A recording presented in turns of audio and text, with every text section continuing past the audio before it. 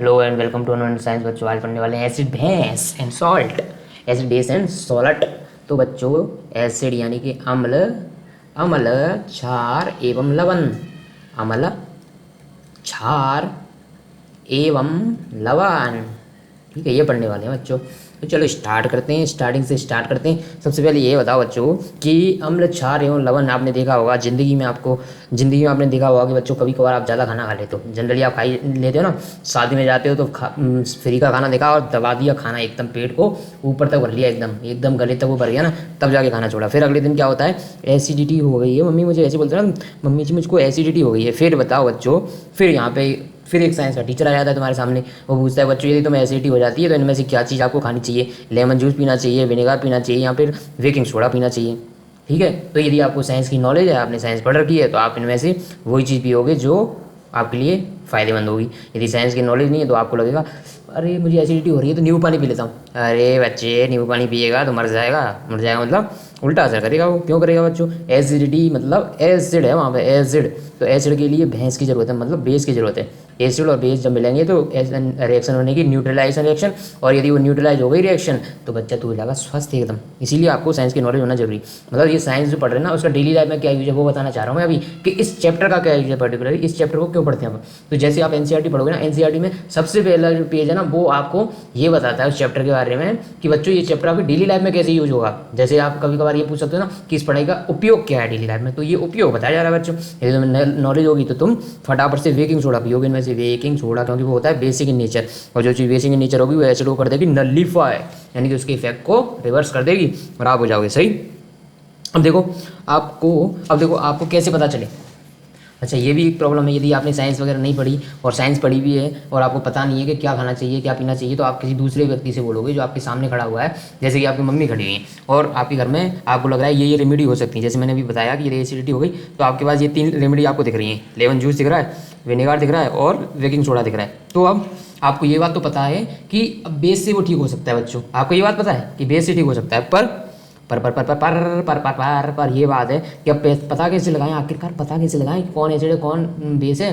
तो इसके लिए बच्चों बहुत सारी टेक्निक है। तो इनमें से जो इंस्टेंट टेक्निक है, इंस्टेंट टेक्निक ये हर जगह नहीं लगती है और हर जगह लगानी भी नहीं चाहिए, वो मैं बताऊंगा क्यों नहीं लगानी चाहिए। पर जो आपके पास इंस्टेंट टेक्निक, आपको पता है कि इन तीनों को खाने या पीने से कुछ नुकसान नहीं होगा, मतलब कुछ ऐसा हेल्थ हैजार्ड ऐसा नहीं होगा। बस आपको ये पता लग जाएगा कौन एसिड है कौन बेस है। तो एसिड का और बेस का पता लगाना हो तो एसिड कैसे होते हैं, जनरली स्वाद में खट्टे होते हैं, they are sour in taste, and base are bitter in taste, bitter कड़वे होते हैं यार, कड़वे कड़वे कड़वे।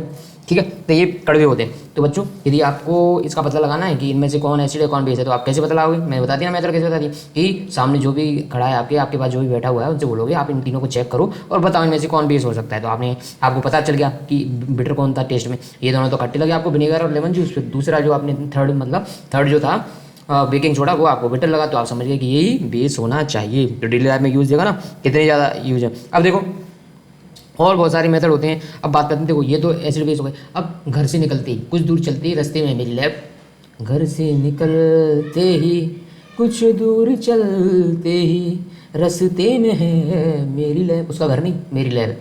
अब देखो कई चीज़ें ऐसी होती हैं कि ये तो हो गई घर पे जो यूज़ होती हैं, मैंने बता दी। अब आप लैब में गए बच्चों, अब बात कर रहे हैं एकदम प्रोफेशनल बात। लैब में गए बच्चों और लैब में चीज़ें रखी हुई हैं, तो लैब में यदि आपको पता लगाना है कि ये क्या है वो क्या है, ये क्या है वो क्या है, तो आप क्या करते हो, घर पे कुछ ऐसी चीज़ें होती हैं जो आपको बता सकती है। जैसे कि अभी यहाँ पे इंडिकेटर यदि आपको देखा जाए तो इंडिकेटर यहाँ पे अपने क्या था, टेस्ट वर्ड थे। यहाँ पे इंडिकेटर मतलब इन तीनों को अपने टेस्ट करके तो बता रहे थे, मतलब जो अपने टेस्ट वर्ड है वो बता रहे हैं कि इनमें से कौन एसिड है कौन बेस है। जो खट्टा था वो बता दिया कि एसिड होगा, और जो थोड़ा बिटर था वो बता दिया बेस होगा। ऐसे ही बहुत सारे ऐसे इंडिकेटर होते हैं। इंडिकेटर का मतलब समझते हो ना, इंडिकेटर इंडिकेटर बाइक में होता है ना, बाइक में इंडिकेटर होता है, देखा ना आपने। इंडिकेटर जलाते हैं, यदि जिस साइड आपको मुड़ना है उस साइड का इंडिकेटर जला दो, मतलब वो इंडिकेट करता है, मतलब लोगों को बताता है कि आप इस साइड मुड़ने वाले हो। ऐसे ही कुछ लैब में होते हैं इंडिकेटर मतलब इंडिकेट करेंगे, वो बताएंगे कि इनमें से एसिड कौन है और बेस कौन है, एसिड कौन है और बेस कौन है, ये आपको बताएंगे इंडिकेटर। तो इंडिकेटर का ये होता है, इंडिकेट करने के काम आते हैं। अच्छा, अब देखो लैब में आप गए तो आप हर बोतल को यदि पी के चेक करोगे ना, पी के बन जाओगे। पी के लैब में जाके यदि आप पी के बन गई और आपने एसिड की बोतल को उठा के पीना चालू कर दिया, आज मैं बता के रहूँगा कौन सा टेस्ट, कौन सा एसिड है कौन सा बेस है। बच्चों बड़े दुख के साथ सूचित किया जाएगा फिर आपको कि सिर्फ एक बार ही आप टेस्ट बता भी नहीं पाओगे। कुछ एसिड इतने खतरनाक होते हैं बच्चों, जैसे जुबान पे डाला जुबान चली जाएगी एकदम, खत्म, टाटा बाय बाय गया। तो जुबान वहाँ से खत्म ही हो जाएगी बच्चों। फिर आप बताने के लिए जुबान नहीं बचेगी आपके पास। हाँ ये बात तो है ना, एक बार जुबान पे रखें आप टेस्ट करने की कोशिश तो करी, पर जुबान चलेगी तो आप अब टेस्ट किसी को बता नहीं पाओगे, बोल नहीं पाओगे ना, जुबान खत्म हो जाएगी तो एकदम, तो आप टेस्ट बता नहीं पाओगे किसी को कि ये खट्टा था कि कैसा था। इसीलिए कुछ इंडिकेटर होते हैं उनका यूज़ करके आप बता सकते हैं। जैसे कि नेचुरल, अब आपको घर से ऐसा कोई इंडिकेटर ले जाना है जो घर पर मिल जाए आपको इजीली, घर पर इजीली मिल जाए। तो आपने देखा होगा बच्चों कि जब आपकी शर्ट पे कोई पीला पीला दाग लग जाता है, सब्जी का दाग लग जाता है, तो आप उसको धोते हो ना, शर्ट को धोते हो तो क्या होता है कि पहले तो वो पीला था और धोने के बाद वो हो गया रेड कलर का हो जाता है ना, थोड़ा थोड़ा रेड कलर का हो जाता है। तो रेड कलर का क्यों हो जाता है बच्चों? क्योंकि अपने साउंड में होता है क्या, बेस, और साउंड होता है बेस। तो बेस जो होता है ना वो हल्दी के साथ यदि रिएक्ट करेगा तो उसका कलर चेंज कर देता है। तो आप पता लगा सकते हो ना टर्मरिक से, यदि जैसे आपके पास कोई बेस है और आपको पता लगाना है कि बेस है या एसिड है, तो आप क्या करोगे, इसमें थोड़ी सी हल्दी डालोगे। यदि हल्दी का कलर हो जाता है रेड कलर, यदि येलो से रेड हो जाता है तो आप तुरंत बता दोगे ये क्या है, ये बेस है बच्चों, ये क्या है, बेस है। ऐसे ही कुछ, ये तो नेचुरल इंडिकेटर मैंने बताए। और नेचुरल इंडिकेटर जो मेन यूज होता है वो होता है litmus paper. Litmus paper, litmus paper मिलता है लाइकेन से, लाइकेन नहीं, लाइकेन से, लाइकेन प्लांट्स हैं उनसे मिलेगा तुम्हें लिटमस पेपर। ओके ओके, अब तुम्हारा काम ये लाइकेन के बारे में पता करना है आपको, ये क्या होते हैं, क्या सिम्बायोटिक होते हैं, मतलब ये किसकी चीज़ से मिलके बने होते हैं, सहजीवी होते हैं, परजीवी होते हैं, क्या होते हैं, सिम्बायोटिक होते हैं, क्या होते हैं, ये पता लगाना है आपको, ये किससे मिलके बने होते हैं, लाइकेन। और लाइकेन से मिलता है लिटमस पेपर। और लिटमस पेपर के लिए आपको ट्रिक याद रखनी, एक बंदे का नाम याद रख लो, उसका नाम है अनिल। क्या नाम है उसका? अनिल। अनिल, हिंदी में लिख दूँ अनिल। अम्ल नीले को लाल करते हैं, लाल कर देते हैं। अनिल याद रख लो, बस अनिल का नाम याद रख लो, अनिल तुम्हारा दोस्त है, उसका नाम याद रखो। अम्ल नीले को लाल कर देते हैं। तो जो अम्ल यानी कि एसिड होते हैं ना, वो नीले लिटमस, नीले का मतलब होता है ब्लू लिटमस पेपर को रेड कर देते हैं। ब्लू को रेड कर देते हैं कौन? अम्ल यानी कि एसिड। एसिड क्या करेंगे, ब्लू लिटमस पेपर को रेड कर देंगे। तो फिर बेस क्या करेंगे, बेस इसका उल्टा करेंगे, वो रेड लिटमस पेपर को ब्लू कर देंगे, उल्टा कर देंगे। बस अनिल याद रखो, दूसरा उसका अपोजिट हो जाएगा, इतनी सी बात है। ठीक है, एसिड बेस की रिएक्शन वगैरह। अब देखो ये चीज़ हो गई, ये तो अभी तक मैंने आपको इंट्रोडक्शन बताया कि एसिड का क्या यूज है, डेली लैब में क्या यूज है, लैब में क्या यूज है, इंडिकेटर क्या होते हैं, इंडिकेटर की ज़रूरत क्या होती है। अब क्या होता है कि एसिड और बेस किन किन चीज़ों से रिएक्शन करके क्या क्या नई चीज़ बनाते हैं, ये एसिड और बेस किस चीज़ से रिएक्शन करेंगे तो क्या चीज़ बनेगी, मतलब आपको और क्या तरीके हो सकते हैं पता लगाने के एसिड या बेस से रिएक्शन के बाद क्या बनता है। जैसे कोई मेटल है, वो यदि एसिड से रिएक्शन करता है तो वहाँ पे कौन सी गैस निकलती है, तो आपको वो पता चल जाएगा ना कि उस गैस के क्या मतलब कैसे पता लगाएं कि वो गैस निकल रही है, वो किस टाइप की गैस है। ये सारी चीज़ें अभी इस चैप्टर में पढ़ने वाले हैं। पर तो अभी ये चीज़ यहाँ तक क्लियर हो गई, क्लियर हो गई ना बच्चों कि अपन एसिड बेस और सॉल्ट क्यों पढ़ रहे हैं, उसका क्या रीज़न है और इससे क्या फ़ायदा मिलने वाला है आपको डेली लाइफ में। ओके, और इसकी अब देखेंगे अपन chemical properties, understanding the chemical properties of acid and base. Indicator के बारे में बात हो गई या नहीं हुई? इंडिकेटर के बारे में बिल्कुल बात हो गई, इंडिकेटर के बारे में तो बात हो ही चुकी है। तो देखते हैं कि केमिकल रिएक्शन से पहले अपन इंट्रोडक्शन जो मैंने लिखा है वो देख लो, क्या लिखा है इसमें। Acidic and basic nature of solution can be seen by change with the help of indicator. तो इंडिकेटर की हेल्प से आप चेंज देख सकते हो। टाइप ऑफ इंडिकेटर, अच्छा टाइप ऑफ इंडिकेटर भी मैंने अभी बताया ना, नेचुरल होते हैं, ये होते हैं सिंथेटिक या मैन मेड, ये अपन ने बनाए हैं। तो there are many type of indicator, some common type of indicator are natural indicator. तो नेचुरल इंडिकेटर कौन से होते हैं, जो कि अपने को नेचर से प्राप्त होते हैं, नेचर से मिलते हैं। जैसे कि litmus paper, turmeric, red cabbage. Red cabbage भी क्या करता है, इंडिकेटर की तरह काम करता है, इंडिकेटर की तरह काम करता है। समझ में आ गई बात, इंडिकेटर की तरह क्या काम करता है, ये रेड लिटमस पेपर भी काम करता है। लिटमस पेपर नहीं, रेड कैबेज भी काम करता है। ये नेचर इंडिकेटर मतलब नेचर से मिल रहे हैं आपको। कहाँ से मिल रहे हैं, ये नेचर से मिलते हैं ये इंडिकेटर। अब चलते हैं नेक्स्ट, या चलते हैं नेक्स्ट। तो नेक्स्ट जो आपसे पूछा गया है बच्चों वो ये है, litmus paper is obtain from lichen. Litmus paper comes in 2 colours, blue and red. 2 colour के होते हैं। An asset turn blue litmus paper red. Anil अम्ल नीले को लाल कर देंगे, तो बेस क्या करेंगे, लाल को नीला। टर्मरिक नेचुरल इंडिकेटर है, ये क्या करता है, टर्मरिक का जो कलर होता है येलो होता है, पर इसमें यदि बेस डाल दोगे तो इसका कलर रेडिश ब्राउन हो जाता है, रेडिश ब्राउन हो जाता है with the base. Turmeric does not change colour with acid. यदि आपने अपनी शर्ट लेके आए, उस पर हल्दी गिर गई थी, हल्दी मतलब सब्जी से हल्दी लग गई तो वो हो जाती है पीली हो जाती है शर्ट। फिर आपने उसको साउंड से धोया तो रेडिश ब्राउन करके हो जाती है। आपने देखा ना डब्बा का कलर चेंज हो जाता है, वो क्यों हो जाता है, क्योंकि अपनी साउंड में होता है बेस और बेस की वजह से उसका कलर चेंज हो जाता है। ओके, पर यदि आपने हल्दी में एसिड मिलाया तो वो पीली की पीली ही रहेगी, येलो की येलो ही रहेगी, उसका कलर चेंज नहीं होता, क्योंकि जो टर्मरिक होती है वो बेस के साथ कलर चेंज नहीं करती, सिर्फ एसिड के साथ कलर चेंज करती। अब इंडिकेटर रेड कैबेज जूस, तो रेड कैबेज ऐसी कलर की आती है, ये रेड कैबेज है। Juice of red cabbage is originally purple colour का होता है। Juice of red cabbage reddish with acid and greenish with base.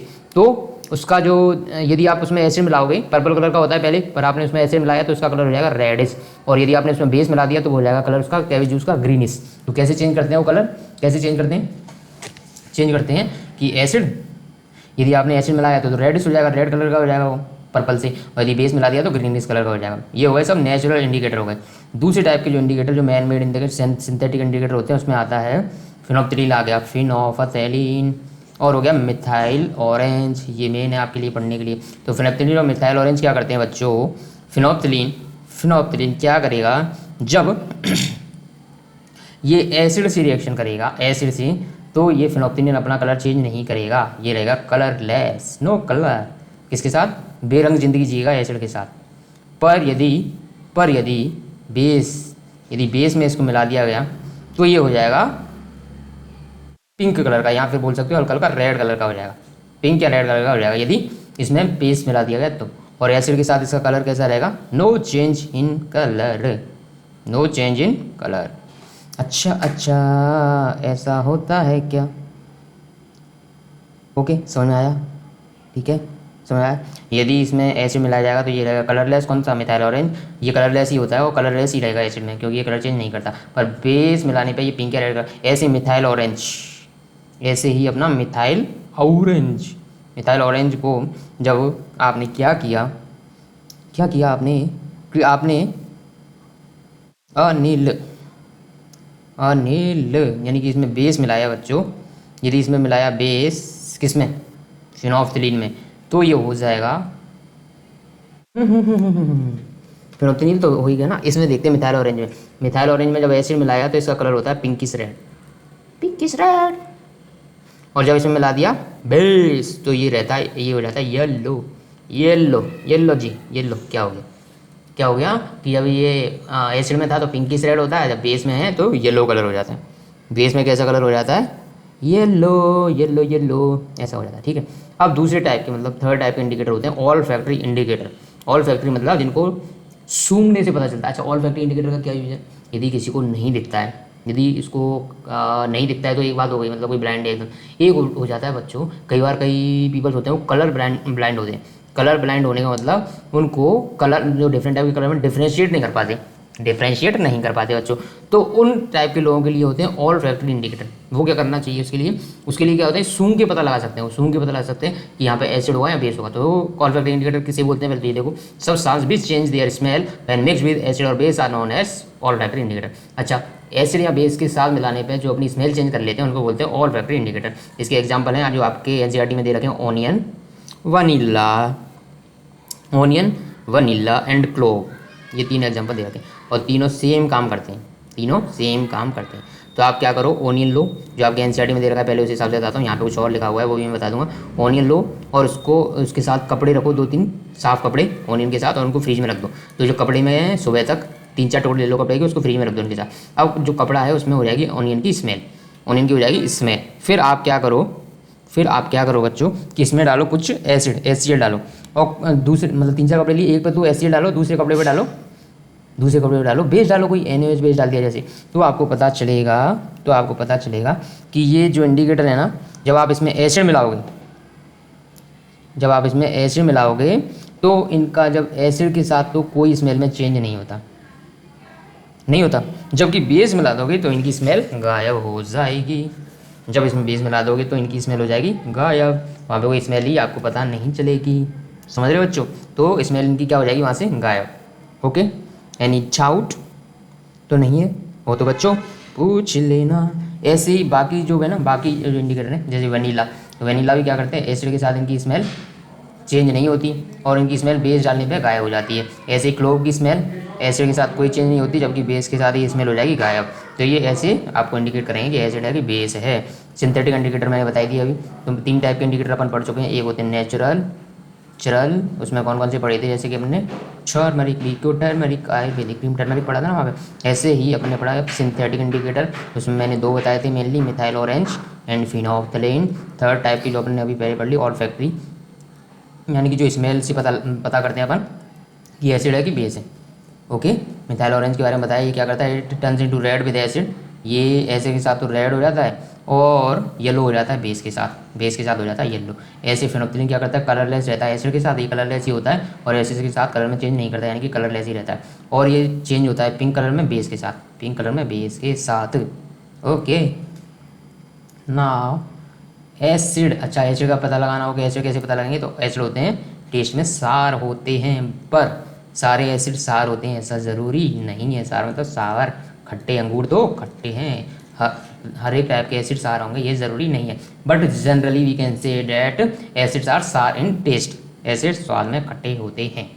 और एसिड कंडक्ट करते हैं इलेक्ट्रिसिटी कब कब कब कब कब कब कब कब जब इनको ये होते हैं एक्वस फॉर्म में होते हैं, तब मतलब ये पानी में मिला दिए जाएंगे तभी एसिडिटी नहीं, तभी ये इलेक्ट्रिसिटी कंडक्ट करेंगे, क्योंकि तभी एसिड में यदि पानी नहीं है तब तक वो इलेक्ट्रिसिटी वगैरह कंडक्ट नहीं करेगा। और ना ही यदि एसिड एकदम कैसा है, एसिड ड्राई फॉर्म में, यानी कि उसमें पानी बिल्कुल नहीं है, तो वो एसिड की करेक्टर भी शो नहीं करेगा। मतलब आप इसमें कोई सा भी इंडिकेटर डाल दो, ये करेक्टर शो नहीं करेगा। जैसे आपने लिटमस पेपर डाला और ये एसिड है बट ये ड्राई है, तो ये इस लिटमस पेपर का कलर चेंज नहीं करेगा। एक्चुअली में तो कलर चेंज होना चाहिए, हमने नीले को लाल करते हैं, लाल नहीं लाल करते थे, पर ये लाल नहीं हो पाया। क्यों? क्योंकि जब तक यहाँ पे एक्वस मीडियम नहीं है तब तक एसिड अपनी एसिड करेक्टर शो नहीं करेगा, जैसे कि आप स्कूल में गए, आप स्कूल में बहुत ही ज़्यादा एकदम लड़ने भिड़ने वाले हो, पर एक दिन आपके कोई भी दोस्त नहीं आया जो आपका साथ देते लड़ाई, तो तब तक आप अपना लड़ाई वाला बिहेवियर शो नहीं करोगे। कब तक? जब तक आपके दोस्त नहीं आपको पता है कि पिटने की पूरी संभावना बनी हुई है, पर जैसे ही वो दोस्त साथ में है तो आप अपना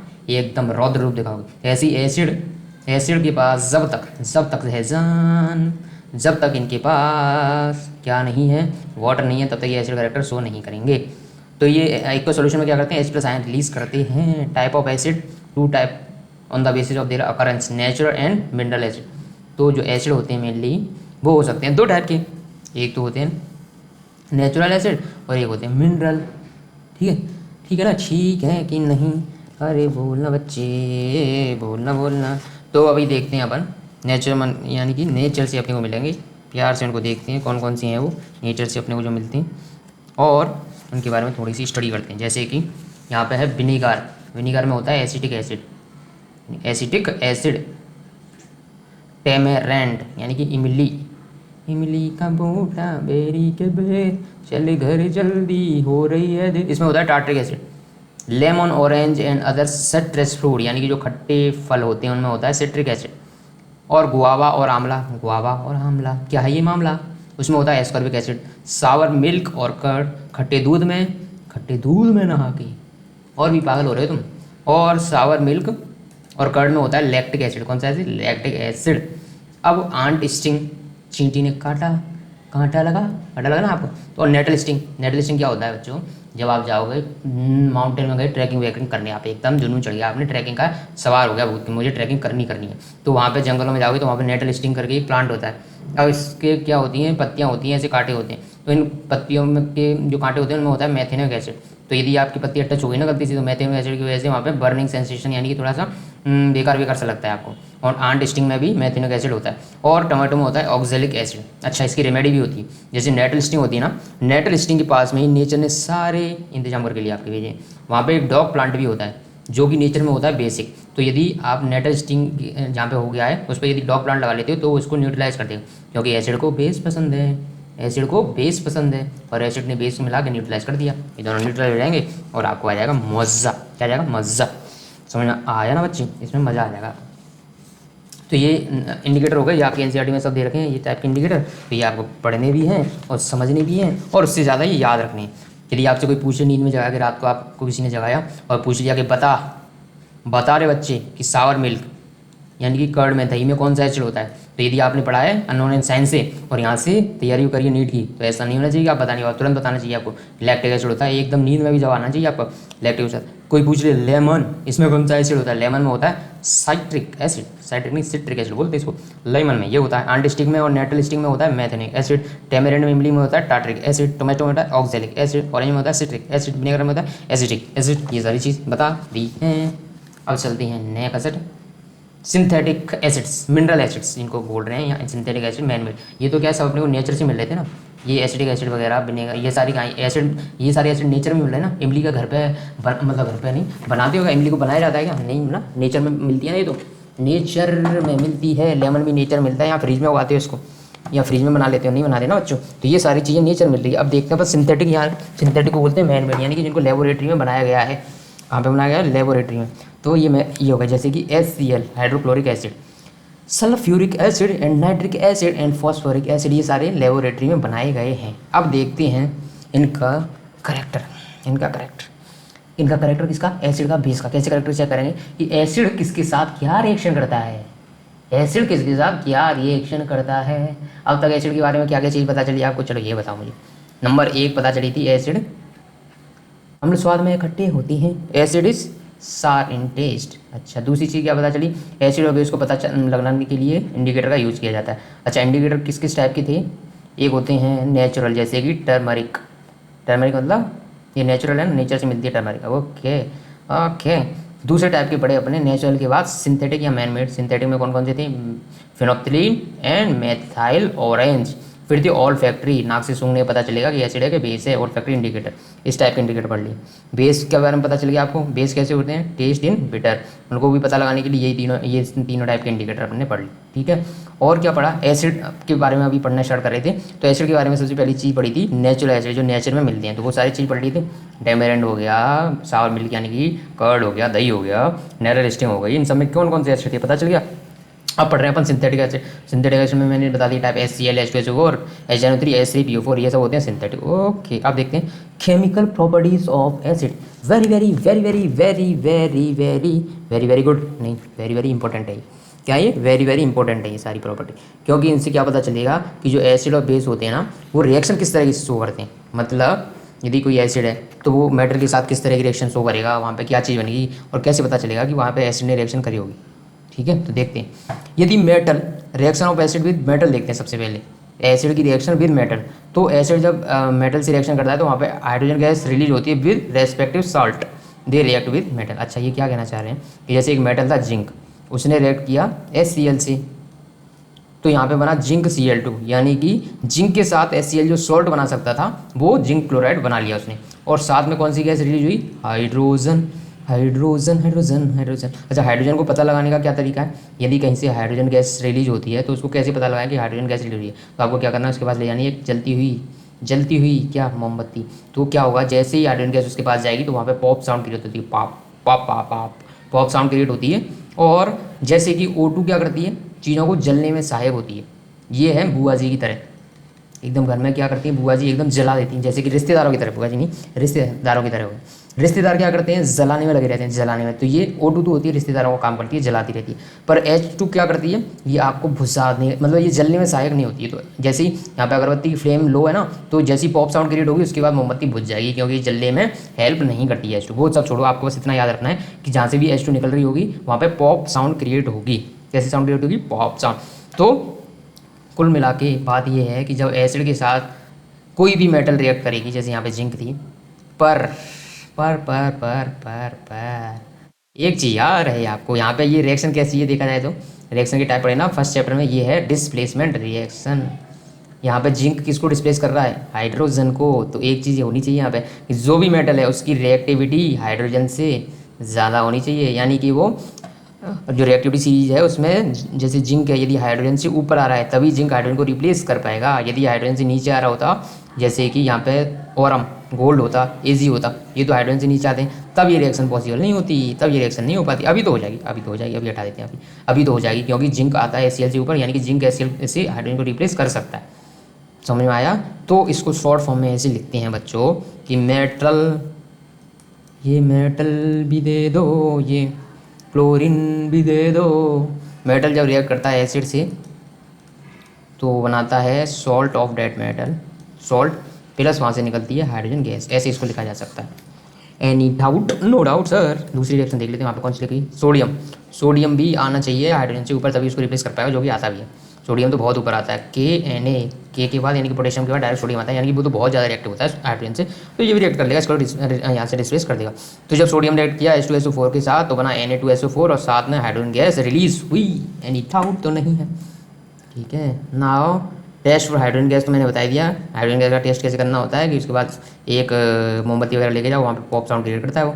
एक गुब्बारे में भर लो हाइड्रोजन गैस, उसके बाद इसमें आग लगाओ बच्चों, खतरों के खिलाड़ी मत बन जाना। यहाँ पे पॉप साउंड क्रिएट होगी, ब्लास्ट जैसा होता है, ब्लास्ट होगा वहाँ पे, इसलिए ध्यान रहे ये एक्सपेरिमेंट गुरुजनों की निर्देशन में ही करें बच्चों। Next, reaction of acid with metal carbonate. अभी तक अपन ने देखा जब एसिड भावनाओं में बह जाते हैं और मेटल से रिएक्ट करने पे आ जाते हैं तब उनकी रिएक्शन जो होती है तो कैसी होती है, तो वहाँ पे क्या होता है, उस मेटल का सॉल्ट बनता है, साथ में निकलती है हाइड्रोजन गैस। अब मेटल यदि रिएक्शन करते हैं कार्बोनेट से या बाइकार्बोनेट से, कार्बोनेट से या बाइकार्बोनेट से, तब क्या चमत्कार होता है यहाँ पे। जैसे कि यहाँ पे कौन सा कार्बोनेट है, सोडियम कार्बोनेट है, सोडियम कार्बोनेट है, इसने रिएक्ट किया एसिड से, कौन सा एसिड है, HCl। ओके, यहाँ पे NaCl बनाया। ओके, साथ में CO2 और H2O, ये दो चीज़ बनती है, इनका याद रखना।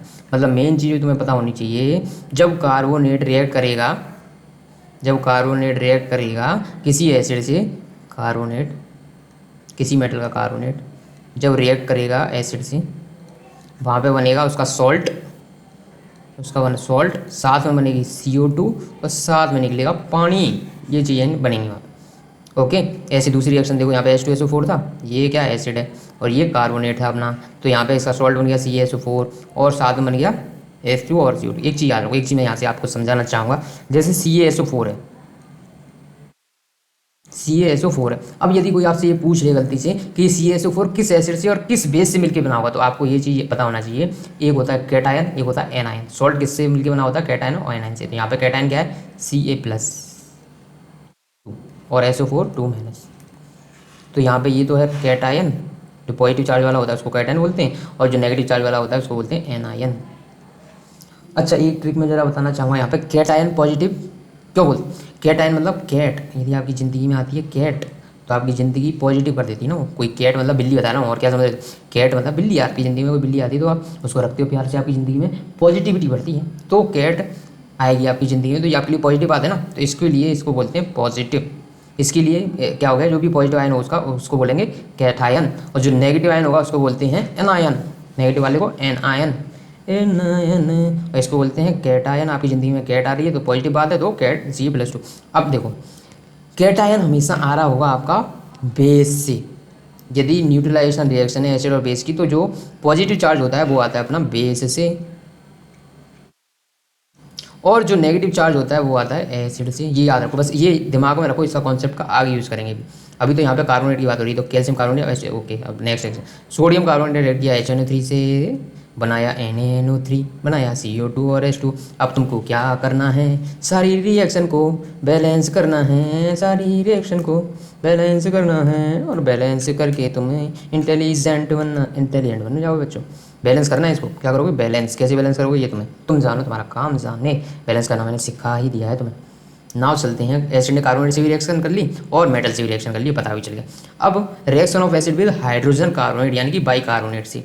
बाइकार्बोनेट क्या होता है, जैसे कि सोडियम बाइकार्बोनेट यदि मैं लिखना चाहूँगा तो NaHCO3 और सोडियम कार्बोनेट Na2CO3 डायरेक्ट। तो कार्बोनेट और बाइकार्बोनेट में ये डिफरेंस होता है।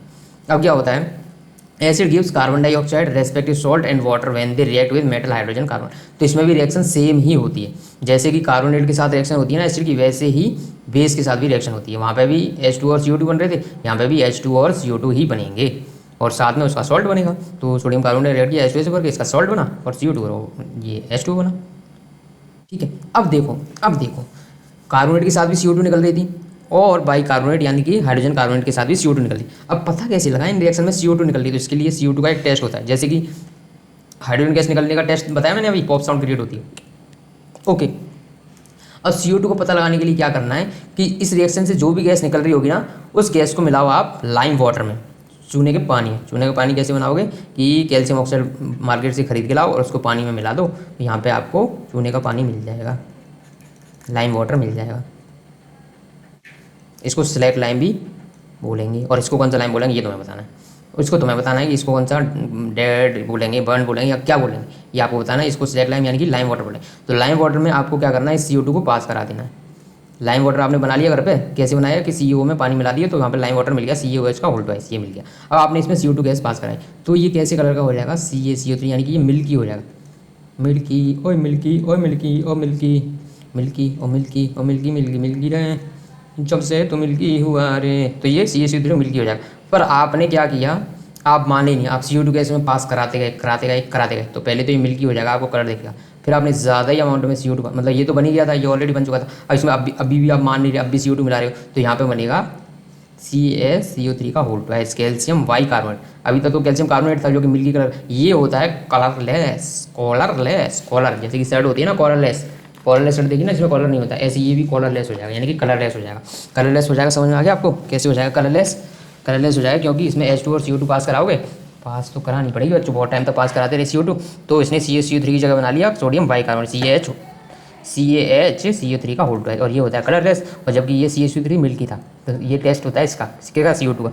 कहीं से भी CO2 निकल रही हो और पता करना हो CO2 निकल रही है वहाँ से या नहीं निकल रही, तो आपको कुछ नहीं करना, तुरंत भाग के जाना दुकान पे और वहाँ से चूना लेके आ जाना, उसको पानी मिला देना, आपको मिल जाएगा लाइम वाटर, उसको पी मत जाना रे, कैल्शियम हाइड्रोक्साइड, उसमें CO2 गैस पास करा दो और आपको पता चलेगा कैल्शियम कार्बोनेट यानी कि मिल्की मिल्की कुछ बनाए। आप माने नहीं, इसमें और CO2 पास कराते गए तो आपको पता चलेगा कि ये कलरलेस हो जाएगा, तो आपको कंफर्म हो जाएगा कि हाँ वहाँ पे CO2 निकल रही थी। What is common in salt? Salt में क्या कॉमन होता है? अब देखो, कार्बोनेट से बाइकार्बोनेट से भी रिएक्शन देख ली, अब देखते हैं कि सॉल्ट, अच्छा, सॉल्ट में क्या कॉमन होता है? What is common in salt? ऐसा क्या करते हैं सॉल्ट की जिसको, ऐसा क्या, सॉल्ट नहीं यार एसिड, ऐसा क्या करते हैं एसिड की, उनको अपन एसिड बोलते हैं, ऐसा क्या करते हैं वो? तो ये क्या कहते हैं, डिसोशिएट होते हैं हाइड्रोजन आयन में इन एक solution is common property in all solid. All solid क्यों बोल रहा हूँ यार मैं, क्या हो गया है रे? ऑल एसिड, सारे एसिड की क्या प्रॉपर्टी है बच्चों कि जैसे उनको एक्वा सॉल्यूशन में यानी कि पानी मिलाया जाएगा वो उनको H+ आयन दे देंगे, भाग के क्या दे देंगे आपको? H+ आयन दे देंगे। जैसे कि HCl था, पानी में मिलाया, पानी रे पानी तेरा रंग कैसा, तो ये तुरंत H+ देगा यहाँ पे, और H+ देके यहाँ पे बन जाएगा हाइड्रोनियम आयन और Cl- अलग हो जाएगा। अच्छा, H+ आयन अकेला क्यों नहीं रहता? इसको डर लगता है क्या अकेले रहने में? हाँ इसको डर लगता है, बेचारा छोटा सा आयन है और भारी मात्रा में रिएक्टिव।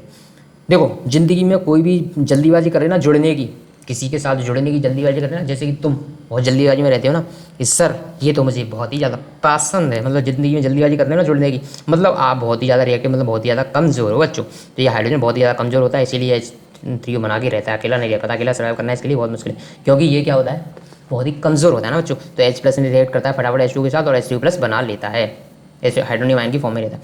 मेन चीज़ आपको याद रखने की ये है कि जैसे ही एसिड को पानी में एक्वा सॉल्यूशन मिलाया जाएगा वो H+ आयन देता है, ये सारे एसिड में कॉमन होता है। अब दो टाइप के एसिड हो सकते हैं, एक होते हैं स्ट्रॉन्ग, एक होते हैं वीक। स्ट्रॉन्ग और वीक में क्या डिफरेंस है? स्ट्रॉन्ग एसिड वे होते हैं जैसे कि आपने जितने, जैसे कि HCl के आपने डाले उसमें 1000 HCl की ये डाल दिया आपने कंपाउंड, HCl 1000 डाल दिया आपने पानी में, तो ये 1000 के 1000 H+ आयन दे देंगे आपको, 1000 में से 1000 आपको H+ आयन दे देंगे। और वीक एसिड क्या होते हैं? वीक होते हैं कमजोर एसिड। वीक एसिड क्या होते हैं? जो आपने अमाउंट, जैसे कि CH3COOH, ये वीक एसिड है ना, वीक एसिड है ना, वीक एसिड। अब ये क्या करेगा कि आपने 1000 डाला पर ये पूरे के पूरे 1000 H+ आयन नहीं दे पाएंगे, हो सकता है कि इनमें से 770 बनाएं, बाकी ऐसे कैसे पड़े रह जाए, हो सकता है कि 800, मतलब 100% डिसोसिएशन नहीं हो पाएगा वाटर में, 100% ये H+ नहीं दे पाएंगे, जितनी अमाउंट में डालेंगे उतनी अमाउंट में H+ नहीं मिलेगा, उससे थोड़ा बहुत कम मिलेगा, इसीलिए इनको बोलते हैं वीक एसिड। और स्ट्रॉन्ग एसिड के एग्जांपल कौन कौन से? HCl है, hydrochloric acid, sulphuric acid, nitric acid, ये है स्ट्रॉन्ग एसिड। और कौन कौन से होते हैं? परक्लोरिक एसिड और क्लोरिक एसिड, ये सारे स्ट्रॉन्ग एसिड हैं बच्चों। वीक एसिड कौन कौन से हैं? An acid which is partially ionize in water and thus produces small amount of H+ is called weak acid, मतलब ये पूरे के पूरे डिसोसिएट नहीं होंगे, जैसे कि एसिटिक एसिड। प्रॉपर्टीज ऑफ भैंस, भैंस नहीं बेस, बेस की प्रॉपर्टी कैसे? अच्छा बेस जैसे कि एसिड है, एसिड में अपन ने क्या बात करी थी, एसिड जो टेस्ट होते हैं इसमें होते हैं सावर, ये कैसे होते हैं टेस्ट में? बिटर। और एक चीज़ इनकी बहुत इंपॉर्टेंट आपको याद रखनी है, ये इनका जो टेक्सचर होता है, यदि आप इनको हाथ में लोगे और हाथ में ऐसे देखोगे ना, हाथ लगा के इनसे, तो ये ऐसे सोपी लगेंगे, मतलब स्लिप करेंगे हाथ से, स्लिपरी टाइप के होते हैं, स्लिप करेंगे, स्लिप सोपी नेचर होता है इनका, सोपी टाइप के यानी कि स्लिपरी होते हैं, हाथ से फिसलेंगे ये, तो आपको पता चल जाएगा कि हाँ ये बेस हो सकता है। और ये क्या करते हैं? इलेक्ट्रिसिटी कंडक्ट करते हैं। क्यों करते हैं? क्योंकि ये देते हैं OH-, एसिड तो दे रहे थे H+, और ये देते हैं OH-, और ये क्या करते हैं? Turn red litmus into blue, Anil अम्ल नीले को लाल करेंगे तो बेस क्या करेंगे? लाल को नीला, लाल को नीला, OH- रिलीज करते हैं। अच्छा जी, अच्छा जी, अच्छा। Type of base, base can be divide into two type, water soluble और water insoluble. Okay okay okay okay, दो टाइप के होते हैं बेस, एक होते हैं वाटर सॉल्युबल,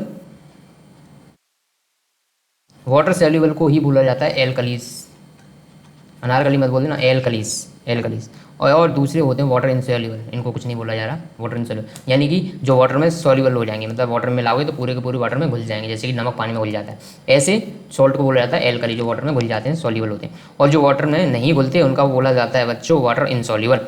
तो बेस के एग्जाम्पल क्या क्या है देख लो यहाँ पे, NaOH, ये स्ट्रॉन्ग बेस है एकदम स्ट्रॉन्ग, COH ट्वाइस, ये तीनों स्ट्रॉन्ग बेस हैं, ये तीनों कैसे हैं, स्ट्रॉन्ग बेस हैं, स्ट्रॉन्ग। ऐसे वीक बेस होते हैं ना, स्ट्रॉन्ग बेस होते हैं, ऐसे ही ये भी होते हैं स्ट्रॉन्ग।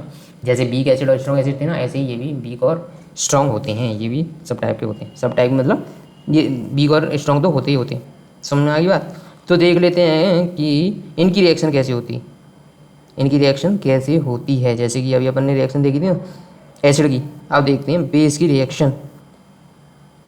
इसकी रिएक्शन, बेस की रिएक्शन, तो देखो केमिकल रिएक्शन, केमिकल रिएक्शन देख लो इनकी। तो देखो वीक बेस के दो एग्जांपल दे देता हूँ पहले आपको। वीक बेस के जो एग्जांपल है NH4OH, अरे कहाँ गया रे, NH4OH, और दूसरा हो गया अपना कॉपर का हाइड्रोक्साइड। ठीक है, ये होते हैं वीक। और स्ट्रॉन्ग में क्या क्या मैंने अभी बता दी थी, ये NaOH हो गया, KOH हो गया, कैल्शियम हाइड्रोक्साइड हो गया, और हो गया अपना मैग्नीशियम हाइड्रोक्साइड। अच्छा, मैग्नीशियम हाइड्रोक्साइड पे थोड़ा विवाद है, तो आप इसको वीक में ही कंसीडर करना, वीक में कंसीडर करना। ये स्ट्रॉन्ग एसिड की कैटेगरी में आता है। वैसे इसका एक चक्कर है, एक थोड़ा सा चक्कर है, वो चक्कर ये है, ये चक्कर है कि जिसे मतलब वीक और स्ट्रॉन्ग कैसे बोलते हैं, जब उसको पानी में डालो वो 100% आयंस में टूट जाए तो उसको बोलते हैं स्ट्रॉन्ग, जो 100% आयंस में नहीं टूटते हैं उसको वीक बोलते हैं। अब इसके साथ चक्कर ये है बच्चों, इसको वीक की कैटेगरी में इसलिए रखते हैं लोग क्योंकि क्योंकि जितना ये पानी में घुल जाएगा ना, जितना पानी में घुल जाएगा उतना तो 100% टूट जाएगा। जैसे कि आपने 1000 इसकी डाली, 1000 mgOH इसमें डाल दी पानी।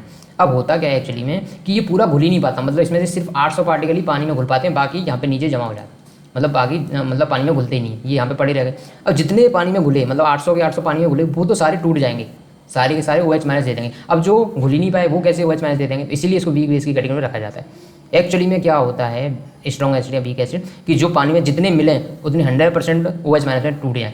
तो देखो ये सारे तो 100% मिक्स भी हो जाते हैं, जैसे NaOH, KOH और COH, ये क्या है, NaOH और KOH क्या है, ये सब क्या है, ये वाटर सॉल्युबल है, एल्कलीज है ना, ये एल्कलीज है। तो ये 100% मिक्स हो जाते हैं और उसके बाद 100% मिक्स हो गए 100% टूट जाएंगे, इसलिए इनको स्ट्रॉन्ग बेस बोला जाता है। NaOH के साथ इसलिए विवाद है, इसको वीक बेस की कैटेगरी में रखने की कोशिश करना है एनसीईआरटी के अकॉर्डिंग। वीक बेस में इसलिए रखा गया क्योंकि ये 100% मिक्स ही नहीं होता पानी में, 100% मिक्स ही नहीं होता, 100% टूटेगा कैसे, कैसे टूटेगा रे बच्चे, इसलिए इसको याद रखें। अब बेस की केमिकल प्रॉपर्टीज़ कुछ देख लेते हैं, जैसे कि मेटल के साथ इसकी रिएक्शन देखते हैं। तो मेटल के साथ एसिड ने रिएक्ट किया था तो सॉल्ट बनाया था और H2 गैस रिलीज करी थी। सेम काम ये भी करते हैं, जैसे जिंक क्या है, मेटल है, इसने NaOH यानी कि इसने इसे रिएक्ट करें और साथ में बना लिया सोडियम जिंकेट, Na2ZnO2 को बोलते हैं सोडियम जिंकेट, और साथ में H2 गैस रिलीज कर दी फटाफट।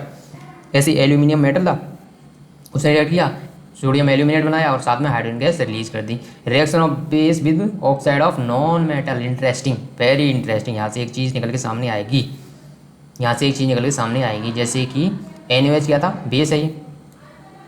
कार्बन क्या होता है, नॉन मेटल होता है, कार्बन क्या है, नॉन मेटल है, और नॉन मेटल का ऑक्साइड होगा ना CO2, नॉन मेटल का ऑक्साइड। तो यहाँ पे क्या बन रहा है, salt and H2O, salt and water. एक चीज़ मैं बताता हूँ, जब एसिड करता है बेस से रिएक्शन तो वहाँ पे बनता है सॉल्ट प्लस वाटर, जैसे कि NaOH बेस है, HCl एसिड है, इसने बनाया NaCl सॉल्ट बना और साथ में H2। तो ये होती है अपनी रिएक्शन जब एसिड बेस से रिएक्ट करता है। ये रिएक्शन भी कुछ कुछ ऐसी लग रही है ना, जैसे बेस ने रिएक्ट किया, इससे बनाया सॉल्ट और वाटर। इसका मतलब ये रिएक्शन न्यूट्रलाइजेशन रिएक्शन है, इसको न्यूट्रलाइजेशन रिएक्शन बोलते हैं। क्यों बोलते हैं, क्योंकि एसिड ने बेस को न्यूट्रलाइज कर दिया।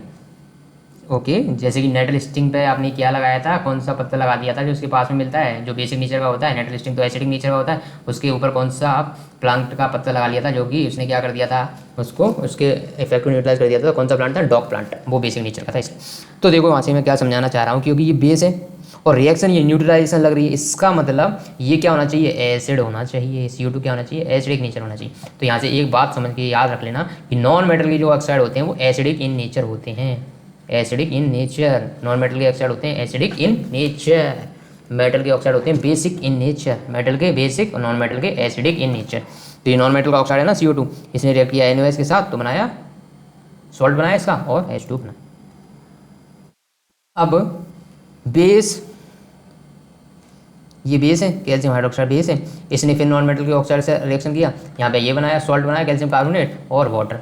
तो मतलब नॉन मेटल के ऑक्साइड अगेन क्या प्रूव हुआ कि ये एसिडिक इन नेचर होते हैं, क्योंकि ये बेस था, बेस ने एसिड से रिएक्ट किया, बनाया वहाँ पर salt and water. Neutralise reaction की बात करते हैं। An acid neutralise a base when they react with each other in respective salt and water are formed. जब एसिड बेस से रिएक्ट करेगा तो एक दूसरे के इफेक्ट को कर देंगे खत्म। जैसे कि आपके दोस्त से लड़ाई हो गई, आपका नेचर है एसिडिक, उसका नेचर है बेसिक, दोनों एक दूसरे को न्यूट्रलाइज कर देंगे और शांति से घर चले जाएंगे अपने। तो वहाँ पे क्या होगा, एसिड बेस रिएक्ट करता है तो वहाँ पे सॉल्ट बनता है और साथ में बनता है वाटर। जैसे कि ये क्या बेस कैल्शियम हाइड्रोक्साइड बेस है, इसने रिएक्ट किया HCl यानी कि एसिड से बनाया सॉल्ट कैल्शियम क्लोराइड और साथ में वाटर बन गया। Reaction of acid with metal oxide, interesting to see. Metal oxide जैसे कि नॉन मेटल के ऑक्साइड तो कैसे थे, नॉन मेटल के ऑक्साइड कैसे थे, एसिडिक इन नेचर। तो मेटल के ऑक्साइड क्या होते हैं, बेसिक इन नेचर। कैसे होते हैं, बेसिक। मेटल के ऑक्साइड होते हैं basic in nature. Thus acid react with metal oxide both neutralise each other. तो नॉन मेटल के ऑक्साइड कैसे होते हैं, बेसिक, ये रिएक्ट करेंगे एसिड के साथ, बनाएंगे salt and water, salt and water. जैसे कि H2SO4 क्या ये एसिड है, और कैसा एसिड है, स्ट्रॉन्ग एसिड है। स्ट्रॉन्ग एसिड ने रिएक्ट किया मेटल के ऑक्साइड के साथ, और मेटल का ऑक्साइड होता है बेसिक, बेस ने रिएक्ट किया एसिड के साथ, बनाया सॉल्ट और water, salt and water, salt and water बना लिया। अब एक चीज़ और मैं आपको बताना चाहूँगा यहाँ पर कि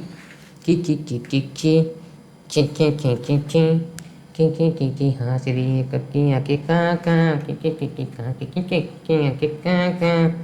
तो बात करते हैं बच्चों, बात बहुत करते हो आप, पढ़ाते नहीं हो। अरे पढ़ा ही रहा हूँ बच्चों, पढ़ाते पढ़ाते बात कर लो। जब strong acid reacts with strong base gives neutral salt plus water. Strong acid reacts with weak base gives, बताना यहाँ पे क्या देगा, प्लस वाटर तो मिलता ही। बताओ, यदि स्ट्रॉन्ग एसिड है वीक बेस है तो जो सॉल्ट का नेचर होगा वो कैसा होगा, जो स्ट्रॉन्ग है उसके जैसा नेचर होगा, यानी कि इसका जो नेचर होगा एसिडिक सॉल्ट। सॉल्ट का नेचर कैसा होगा, एसिडिक सॉल्ट। यदि स्ट्रॉन्ग एसिड ने रिएक्ट किया वीक बेस के साथ तो कैसा बनेगा, सॉल्ट बनेगा एसिडिक इन नेचर। अब वीक एसिड और जो बेस है वो स्ट्रॉन्ग बेस, तो यहाँ पे जो बनेगा अपना सॉल्ट वो होगा बेसिक सॉल्ट प्लस बनेगा वाटर। तो ये रिएक्शन याद रखना, ये रिएक्शन आपको कभी भी ज़िंदगी में टकरा जाए ना आपसे, मुझसे टकरा गए बाद मुद्दत के वो, और पहले के जैसा मज़ा आ गया, तो पहले के जैसा मज़ा आना चाहिए आपको। सिर्फ ये वाली याद रखना, स्ट्रॉन्ग एसिड स्ट्रॉन्ग बेस, ये भी याद रखना। यदि एसिड स्ट्रॉन्ग है बेस वीक है तो जो सॉल्ट होगा वो किस नेचर का होगा, एसिडिक नेचर का। जो स्ट्रॉन्ग होगा उसी के कैरेक्टर उसमें आ जाएंगे, उसी कैरेक्टर उसमें आ जाएंगे। याद रहेगा, याद रहना भी चाहिए। अब देखो, अभी तक अपन ने जो बात करी थी वो भावनाओं में बह के करी थी। भावनाओं में बह के मतलब समझ रहे हो ना आप, भावनाओं में बह के ऐसे करी थी, कैसे, ऐसे बात करी थी कि एसिड होगा तो लिटमस पेपर का कलर चेंज कर देगा अनिल, यानी कि नीले से लाल, और बेस होगा तो लाल से नीला। अच्छा ये बात तो ठीक है, बट एसिड भी तो डिफरेंट टाइप का होगा बच्चों। जैसे कि कोई एसिड होता है स्ट्रॉन्ग एसिड हो गया, कोई तो जैसे H2SO4 हो गया, और एक होगा CH3CaOH। तो लिटमस पेपर तो दोनों के साथ सेम चीज़ करेगा, नीले को लाल कर देगा, नीले को लाल कर देगा। पर अभी अपने को पता कैसे चले कि वो एसिडिक एसिड था या H2SO4 था, तो उसके लिए जो चीज़ आती है वो होती है potence of hydrogen ion, pH का फुल फॉर्म होता है potence of hydrogen ion. Potence का मतलब होता है पावर। तो हाइड्रोजन की पावर कितनी है वो, तो देखो H2SO4 में हाइड्रोजन की पावर ज़्यादा होगी ना, क्योंकि स्ट्रॉन्ग एसिड है, मतलब जैसे इसको पानी मिलाया जाएगा ये 100% H+ दे देगा। तो ये कैसा होता है, पावरफुल होता है। H+ कैसा होता है, एकदम पावरफुल होता है। तो मतलब इसमें ज़्यादा H+ आयन मिलेंगे, इसमें कम मिलेंगे। ये समझना है, पोटेंशियल ऑफ हाइड्रोजन पीएच बोलते हैं। अब देखो बच्चों, अब देखो क्या करना है अपने को, पोटेंशियल ऑफ हाइड्रोजन आयन तो हो ही गया। अब इसके लिए आता है यूनिवर्सल इंडिकेटर, और यूनिवर्सल इंडिकेटर क्या करता है, ये बहुत सारे इंडिकेटर से मिलकर बना होता है। जैसे कि बहुत सारे इंडिकेटर कौन कौन से हो सकते हैं, मिथाइल ऑरेंज, फेनोल्फथालीन, ये सारे इंडिकेटर को मिला के बनता है अपना ये यूनिवर्सल इंडिकेटर। अब ये क्या करता है, इसमें जो पीएच की वैल्यू होती है 0 to लेके होती है 14, 0 to 14। तो 7 जो होता है, 7 शो करता है न्यूट्रल, इसका pH 7 है, वो न्यूट्रल है, ना वो एसिडिक है ना बेसिक है। अब 7 से जैसे जैसे राइट साइड जाते जाएंगे, यानी कि 7 से 14, तो बेसिक नेचर इंक्रीज होता है, बेसिक नेचर इंक्रीजेस। और यदि 7 से 0 तक जाते जाएंगे तो एसिडिक नेचर इंक्रीज होता है, एसिडिक नेचर इंक्रीजेस। यहाँ पे एसिडिक नेचर इंक्रीज होता है, वहाँ पे बेसिक नेचर इंक्रीज होता है। तो यदि किसी का pH 0 है तो वो स्ट्रॉन्ग एसिड है, स्ट्रॉन्ग एसिड है। यदि किसी का pH 14 है तो वो स्ट्रॉन्ग बेस है। तो मतलब 7 से यदि ऊपर जाते जाएंगे तो बेसिक नीचे बढ़ता जाएगा, और 7 से नीचे जाते जाएंगे तो अब देखो प्योर वाटर जो होता है, प्योर वाटर, कैसा वाटर, रेन वाटर नहीं, रेन वाटर कभी कभार रेन वाटर में क्या हो जाता है वो आपको पता होगा, एसिड रेन के बारे में, एसिड आ जाता है तो pH 7 से कम होगा। बट एकदम प्योर वाटर है तो उसका pH होता है 7। ओके। लेमन जूस का जो pH होता है वो होता है 2.2। ये मैं क्यों बता रहा हूँ, सिलेक्टेड ही क्यों बता रहा हूँ, क्योंकि ये एनसीईआरटी में दिए हुए हैं, तो ये कभी भी आपसे एग्जाम में पूछे जा सकते हैं। और जो गैस्ट्रिक जूस क्या होता है, पेट में गैस्ट्रिक जूस होता है जो कि खाने को डाइजेस्ट करने में हेल्प करता है, उसका pH होता है 1.2। और गैस्ट्रिक जूस में होता क्या है बेसिकली, HCl एसिड होता है, उसका pH होता है 1.2। मिल्क ऑफ मैग्नीशिया क्या होता है, मिल्क और मैग्नीशिया होता है MgOH का होल ट्वाइस, जिसके बारे में कंट्रोवर्सी मैंने दिखाई थी ना, कंट्रोवर्सी हो जाती है ना जिंदगी में, ऐसे इसके साथ भी चाहेगा सब कंट्रोवर्सी है। कोई इसको एसिड बोलता है, कोई इसको स्ट्रॉन्ग एसिड बोलता है, कोई इसको स्ट्रॉन्ग बेस बोलता है, कोई इसको वीक बेस बोलता है। एसिड से इसका कोई लेना देना नहीं है, बेस है वो मेरे मुँह से गलती से निकल गया, तो मैं अपने शब्द वापस खींच लेता हूँ, खींच लिए, ये लो खींच लिए मैंने अपने वर्ड। MgOH ट्वाइस है, ये बेसिक है, कैसा है बेसिक, और इसका pH है 10। सबसे खतरनाक बेस जो होता है वो होता है सोडियम हाइड्रोक्साइड NaOH, उसका pH होता है 14। समझ गए, यूनिवर्सल इंडिकेटर की कहानी समझ गए, ठीक है। Relation between acidic nature and pH value क्या होता है, कि रिलेशन बिटवीन और बेसिक नेचर और pH वैल्यू क्या होता है। pH वैल्यू देखो, acidic nature is inversely proportional to pH value, मतलब जितनी pH वैल्यू कम उतना एसिडिक नेचर ज़्यादा। ये बात समझ में आ रही है कि नहीं आ रही रे, क्योंकि 7 से कम जा रहे हैं तो जितना 7 से कम होते जाएंगे pH की वैल्यू बढ़ती जाएगी। मतलब ये सिर्फ शो करने के लिए, ऐसा मत सोच लेना कि जब pH की वैल्यू 0 है मतलब वहाँ पे एसिडिक नेचर इनफाइनाइट, ऐसा कुछ नहीं है, शो करने के लिए कि जैसे जैसे pH की वैल्यू बढ़ती जाएगी एसिडिक नेचर बढ़ता जाएगा, pH की वैल्यू कम होती जाएगी एसिडिक नेचर बढ़ता जाएगा। इसका रिवर्स होता है बेसिक के लिए, pH की वैल्यू ज़्यादा बेसिक नेचर ज़्यादा, यानी कि ये तो डायरेक्टली प्रोपोर्शनल है, basic nature directly proportional to pH value, pH value ज़्यादा बेसिक नेचर ज़्यादा। अब देखो pH की इतनी बात कर ली, इनका कोई यूज़ भी है क्या सर, कि अब फालतू पढ़ाते ही जा रहे हो, इनका यूज़ भी बताओ। तो डेली लाइफ में इसकी बहुत बेहतरीन यूज़ है, बहुत बेहतरीन यूज़ है। तो देखते हैं pH in our daily life. तो pH इन अवर डाइजेस्टिव सिस्टम, pH इन अवर डाइजेस्टिव, सबसे पहले एक चीज़ मैं बता देता हूँ आपको कि जो अपनी बॉडी होती है ना उसकी pH रेंज लगभग 7 to 7.8, मतलब इतनी रेंज में अपनी बॉडी काम करती है। ये बहुत नैरो रेंज है, इतनी पे अपनी बॉडी अच्छे से काम करती रहती है। लिविंग ऑर्गेनिज्म की जो बॉडी का pH होता है वो लगभग इतना होता है। और जो रेन वाटर का pH होता है, रेन वाटर, उसका होता है लेस देन 5.6, इसका लेस देन 5.6 जब एसिड रेन होती है तब। तो जब एसिड रेन होगी तो एसिड रेन का पानी नदियों में जाएगा और नदियों का पानी आएगा अपने पीने के लिए, और यदि अपन पी लेंगे तो अपने लिए भी नुकसानदायक है क्योंकि उसका pH कम हो जाएगा। बट जो एक्वाटिक लाइफ है यानी कि जो मछलियाँ वगैरह रह रही हैं पानी में, वो इतने कम pH पे सर्वाइव नहीं कर पाएंगी क्योंकि एसिड रेन में pH 5.6 से भी कम हो गया। तो यदि एसिड रेन होती है तो इससे एक्वाटिक लाइफ को नुकसान होता है बच्चों, एक्वाटिक लाइफ को नुकसान होता है। और एसिड रेन के लिए कौन रिस्पॉन्सिबल है, अरे हम है ना और तुम है ना, हम है ना और तुम है ना, कैसे रेस्पॉन्सिबल है, थोड़ी सी बात कर लें यहाँ पे। देखो दुनियादारी की समझ में आपको बता देता हूँ कि जितने भी आप मतलब जितने भी ये चल रहे हैं अपने SO2 वगैरह जिनसे निकल रही है साइलेंसर से व्हीकल्स वगैरह चल रहे हैं, ये सब रेस्पॉन्सिबल होते हैं एसिड रेन के लिए। क्यों, क्योंकि NO2 हो गया, SO2 हो गया, ये क्या करते हैं कि ये जाते हैं ऊपर मतलब बादल बनाते टाइम ये जाते हैं ऊपर, फिर ये नीचे जब गिरते हैं तो एसिड बना के नीचे गिरते हैं, और ये एसिड जब आता है तो एसिड रेन कराता है, और एसिड रेन जब हो जाती है तो उसका pH कम होता है 5.6 से, और ये होती है एक्वेटिक लाइफ के लिए बहुत ही बुरी होती है और अपने लिए भी बेकार होती है। सिर्फ एक्वेटिक लाइफ के लिए नहीं, अपने लिए भी बेकार है ये। तो ये याद रखना चाहिए कि दूसरों को नुकसान पहुंचाएंगे तो अपन भी गड्ढे में जाएंगे। चलो pH का एक इंपॉर्टेंस समझ में आया कि अपनी बॉडी की रेंज होती है pH की 7 to 7.8 और एसिड रेन की pH होती है 5.6। तो यदि एसिड रेन आप करवाओगे ज़्यादा से ज़्यादा तो एक्वेटिक लाइफ वहाँ पे खतरे में आ जाएगी। pH value of soil, pH value of soil की बात करते हैं।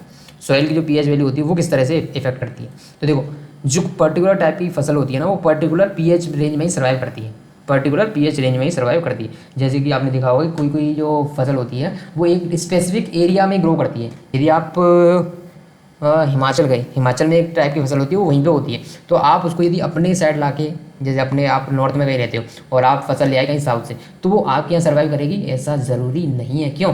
क्योंकि वो सॉइल की और बहुत सारे फैक्टर भी होते हैं, और बहुत सारे फैक्टर भी होते हैं, बट एक सॉइल का पीएच भी एक फैक्टर होता है। हो सकता है कि वहाँ पे पीएच वैल्यू डिफरेंट हो और आपके यहाँ पे पीएच वैल्यू डिफरेंट हो सॉइल की, तो यदि पीएच वैल्यू डिफरेंट होगी तो हो सकता है जो फसल वहाँ की पीएच वैल्यू में सर्वाइव कर रही थी वो आपके यहाँ पर नहीं करे। अब एनसीईआरटी में आपसे बताया गया है कि आपको अपनी सॉइल का पीएच चेक करना है, तो आप क्या करोगे, आप जाओ, आपको जहाँ पे भी सॉइल का पीएच चेक करना है वहाँ से 2 ग्राम सॉइल लेके आओ और उसको 5 ml पानी में मिक्स कर दो, और इसको 5 ml पानी में मिक्स करके अच्छे से मिला लो, थोड़ा सेक करके, फिर इसको फिल्टर कर दो और फिल्ट्रेट को एक ट्यूब में इकट्ठा कर लो, फिल्ट्रेट को एक ट्यूब में इकट्ठा कर लो। अब क्या करो, उस फिल्ट्रेट में pH indicator, universal pH indicator डालो और पता लग जाएगा वो पीएच उसका कितना है सॉल्ट आपके बैकयार्ड में, यानी कि जहाँ पे भी आप गार्डन वगैरह जा रहे हो उसका पीएच पता करना है। तो ये पता करना भी आप मज़ा तो बहुत आएगा। एक इंडिकेटर, यूनिवर्सल इंडिकेटर खरीद लो यार, अरे खरीद लो, साइंस समझनी है तो मज़ा तो आएगा ना समझने।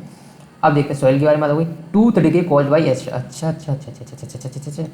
अपने जब टूथ इनामेल होता है, टूथ इनामेल क्या होता है, जो टूथ है उसकी जो आउटर लेवल होती है ना बहुत हार्ड होती है, बहुत हार्ड, बहुत हार्ड, बहुत हार्ड, बहुत हार्ड होती है बच्चों। अभी पानी पीने से तो कुछ नहीं होता है, इसको पानी पीने से तो सेफ रहती है, बट यदि माउथ का पीएच 5.5 से बिलो चला जाता है बच्चों, 5.5 से बिलो चला जाता है, फिर क्या होता है, फिर ये टूथ इनामेल की जो आउटर लेयर है वो गलने लगती है, ख़राब होने लगती है और अपने टूथ डिके होने लगते हैं, मतलब ख़राब होकर नीचे गिरने लगते हैं। तो ये होता क्यों है ऐसा, क्योंकि जैसे आपने खाया खाना, ब्रश किया नहीं तो यहाँ पे क्या होगा, आपके खाने पे कुछ बैक्टीरिया आएंगे, वो खाने को खाएंगे और खाने के बाद उसको निकालेंगे भी, जो निकालते हैं वो, और उसका पीएच होता है 5.5 से कम, तो जो निकालेंगे वो भी आपके दांत पे जमा रहेगा, और उसका पीएच 5.5 से कम है, तो आपके टूथ को वो डिके कर देगा, जो भी वेस्ट है ना उनका वो आपके टूथ को डिके कर देगा। ठीक है, अब बात करते हैं नेक्स्ट कि पीएच का use in our digestive system. PH का use in our digestive system, salt की बात करते हैं। PH in our digestive system, pH in our digestive system है भाई, डाइजेस्टिव सिस्टम, यानी कि डाइजेस्ट मतलब अपने पेट की बात हो रही है, स्टोमच की बात हो रही है। तो स्टोमच प्रोड्यूस करता है एचसीएल, और एचसीएल क्या करता है, खाने को पचाने में हेल्प करता है। ये क्या करता है, खाने को पचाता है, पर स्टोमच को हार्म नहीं करता, क्योंकि एक अपने स्टोमक में अंदर एक लेयर होती है जिसको बोलते हैं म्यूकस लेयर, और म्यूकस लेयर क्या करती है, इस एसिड से अपने पेट को बचा के रखती है, पर ये खाने को पचाने में हेल्प करती है इससे। ठीक है, समझ में आ गया। तो अब कभी कभार मैंने भी आपको बताया कि आप ज़्यादा खाना खा लेते हो या फिर कुछ ऐसा खाना खा लेते हो जो कि एसिडिक नेचर है, तो आपके पेट में होने लगता है पेन होता है किस वजह से, इनडाइजेशन की वजह से, यहाँ जिसको बोलते हैं एसिडिटी कभी कभी हो जाती है, इनडाइजेशन हो जाता है। तो आपको क्या करना चाहिए, वहाँ बेस कुछ ले लेना चाहिए। यदि आप बेस ले लोगे तो एसिड और बेस मिलकर एक दूसरे को कर देंगे न्यूट्रल। क्यों? क्योंकि एसिड को बेस पसंद है, एसिड ने बेस के साथ न्यूट्रल सब्सटेंस बनाया, न्यूट्रलाइजेशन रिएक्शन करी, सॉल्ट बनाया, यहाँ पे वाटर बनाया, तो एक दूसरे को न्यूट्रलाइज कर देंगे। तो यदि एसिडिटी कभी हो जाए तो एंटा एसिड ले लेने चाहिए। क्या लेने चाहिए? एंटा एसिड। और एंटा एसिड किससे मिलते होते हैं, किससे बनते हैं, मिल्क, ये MgOH से। मिल्क ऑफ मैग्नीशिया बोलते हैं जिसको, मैग्नीशियम हाइड्रोक्साइड इसका नाम है केमिस्ट्री में, और प्यार से इसको बोलते हैं मिल्क ऑफ मैग्नीशियम, इससे बने होते हैं एंटा एसिड।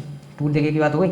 अब बात करते हैं पीएच का यूज होता है self defence bye animal and plant through chemical warfare. तो कई जो नेचर ने कई जीवों को एक अद्भुत शक्ति दी है। क्या दी है? अद्भुत शक्ति, शक्तिमान की तरह अद्भुत शक्ति। इनके पास अपने सेल्फ डिफेंस के लिए कुछ कुछ हथियार दिए गए, जैसे बी होती है ना, बी नहीं, बी फ्लाई बी नहीं, जो क्या करती है, फ्लाई बी जानते हो ना आप, जो मधुमक्खी होती है वो छत्ता बनाती है, जो छत्ता जिसमें शहद नहीं लेना चाहिए, नहीं बिल्कुल नहीं, क्योंकि इसमें मधुमक्खी बहुत मारी जाती है, याद रखें। हाँ नहीं, हनी के चक्कर में इतनी मधुमक्खी मारोगे क्या? नहीं, कभी नहीं, कभी नहीं। ठीक है, तो अपन क्या करते हैं, जो हनी भी होती है वो क्या करती है, उसके सेल्फ डिफेंस के लिए, क्योंकि आप शहद आपको बहुत पसंद है ना, बहुत ज़्यादा पसंद आता है ना, तो मधुमक्खी को ईश्वर ने, भगवान ने, गॉड ने क्या करके भेजा है, उनको स्टिंग दे के भेजें। तो जैसे ही आप उनके छत्ते के पास जाओगे वो डंक मार देगी आपने, और डंक में होता है मेथेनोइक एसिड। सेल्फ डिफेंस बनाया ना, क्योंकि आप छत्ते के बहुत मतलब शहद मीठे के बहुत शौकीन हो, तो उनको सेल्फ डिफेंस दिया गया ताकि वो अपनी रक्षा स्वयं कर सकें, आत्मनिर्भर बन सकें। तो मेथेनोइक होता है एसिड, मेथेनोइक एसिड होता है। ओके, तो मेथेनोइक एसिड आपके शरीर में जाएगा, आपको इरिटेशन और पेन होगा वहाँ पे, जहाँ पे भी मेथेनोइक एसिड जाएगा पेन और इरिटेशन होगा। तो आपको क्या करना चाहिए, वहाँ पे कुछ बेस लगा लेना चाहिए, जहाँ पे भी मधुमक्खी ने काटा है वहाँ पे कुछ बेस अप्लाई कर लेना चाहिए।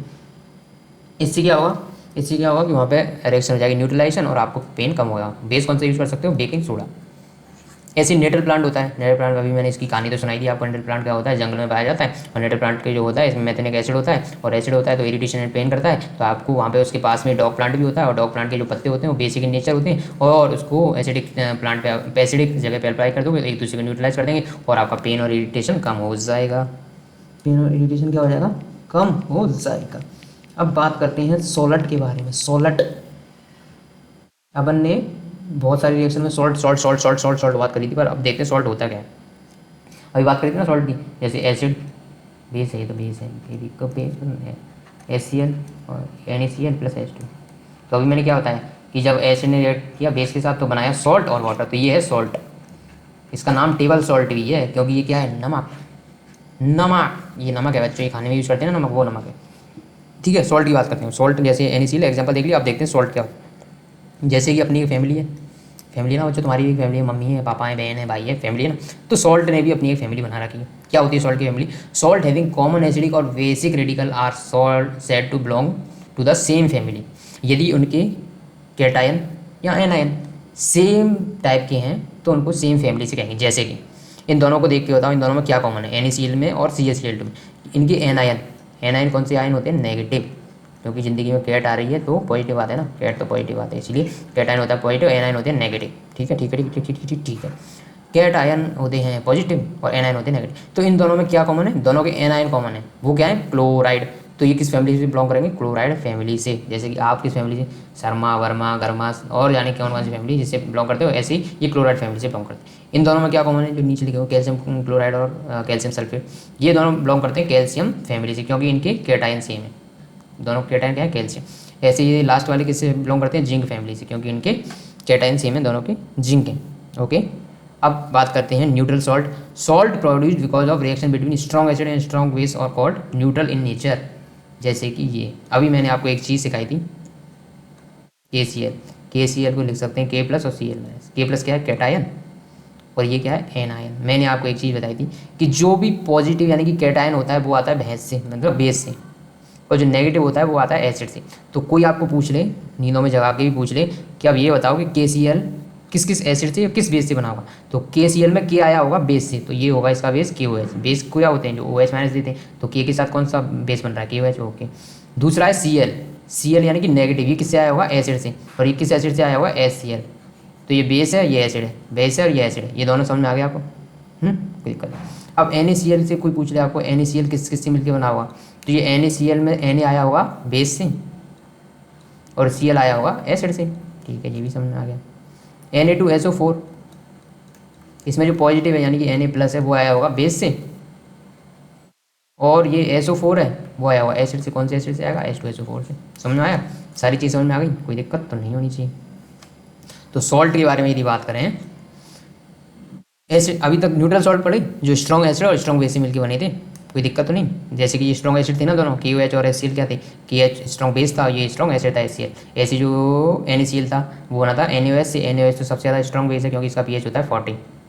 तो ये बेस स्ट्रॉन्ग बेस और स्ट्रॉन्ग एसिड, HCl भी स्ट्रॉन्ग एसिड है, तो स्ट्रॉन्ग एसिड और स्ट्रॉन्ग बेस से मिलकर बना होगा, तो ये होगा न्यूट्रल। ओके, Na2SO4, Na2SO4 में ये बना है NaOH से और H2SO4 से। तो NaOH क्या स्ट्रॉन्ग एसिड है और H2SO4 नहीं सॉरी NaOH स्ट्रॉन्ग बेस है और H2SO4 स्ट्रॉन्ग एसिड है। तो ये भी स्ट्रॉन्ग एसिड और स्ट्रॉन्ग बेस है। तो जो स्ट्रॉन्ग एसिड और स्ट्रॉन्ग बेस से मिलकर बना होगा वो होगा न्यूट्रल सॉल्ट। दूसरे टाइप के सॉल्ट है acidic salt. Salt which are formed after reaction between a strong acid and weak base. Strong acid and weak base. तो जो सॉल्ट बनेगा वो कैसा, किस करेक्टर का होगा, जो स्ट्रॉन्ग नेचर का है उसी के जैसा होगा ना, तो ये स्ट्रॉन्ग होगा क्या, तो ये एसिडिक नेचर का होगा, क्योंकि इसमें एसिड स्ट्रॉन्ग था, एसिडिक सॉल्ट प्लस वाटर।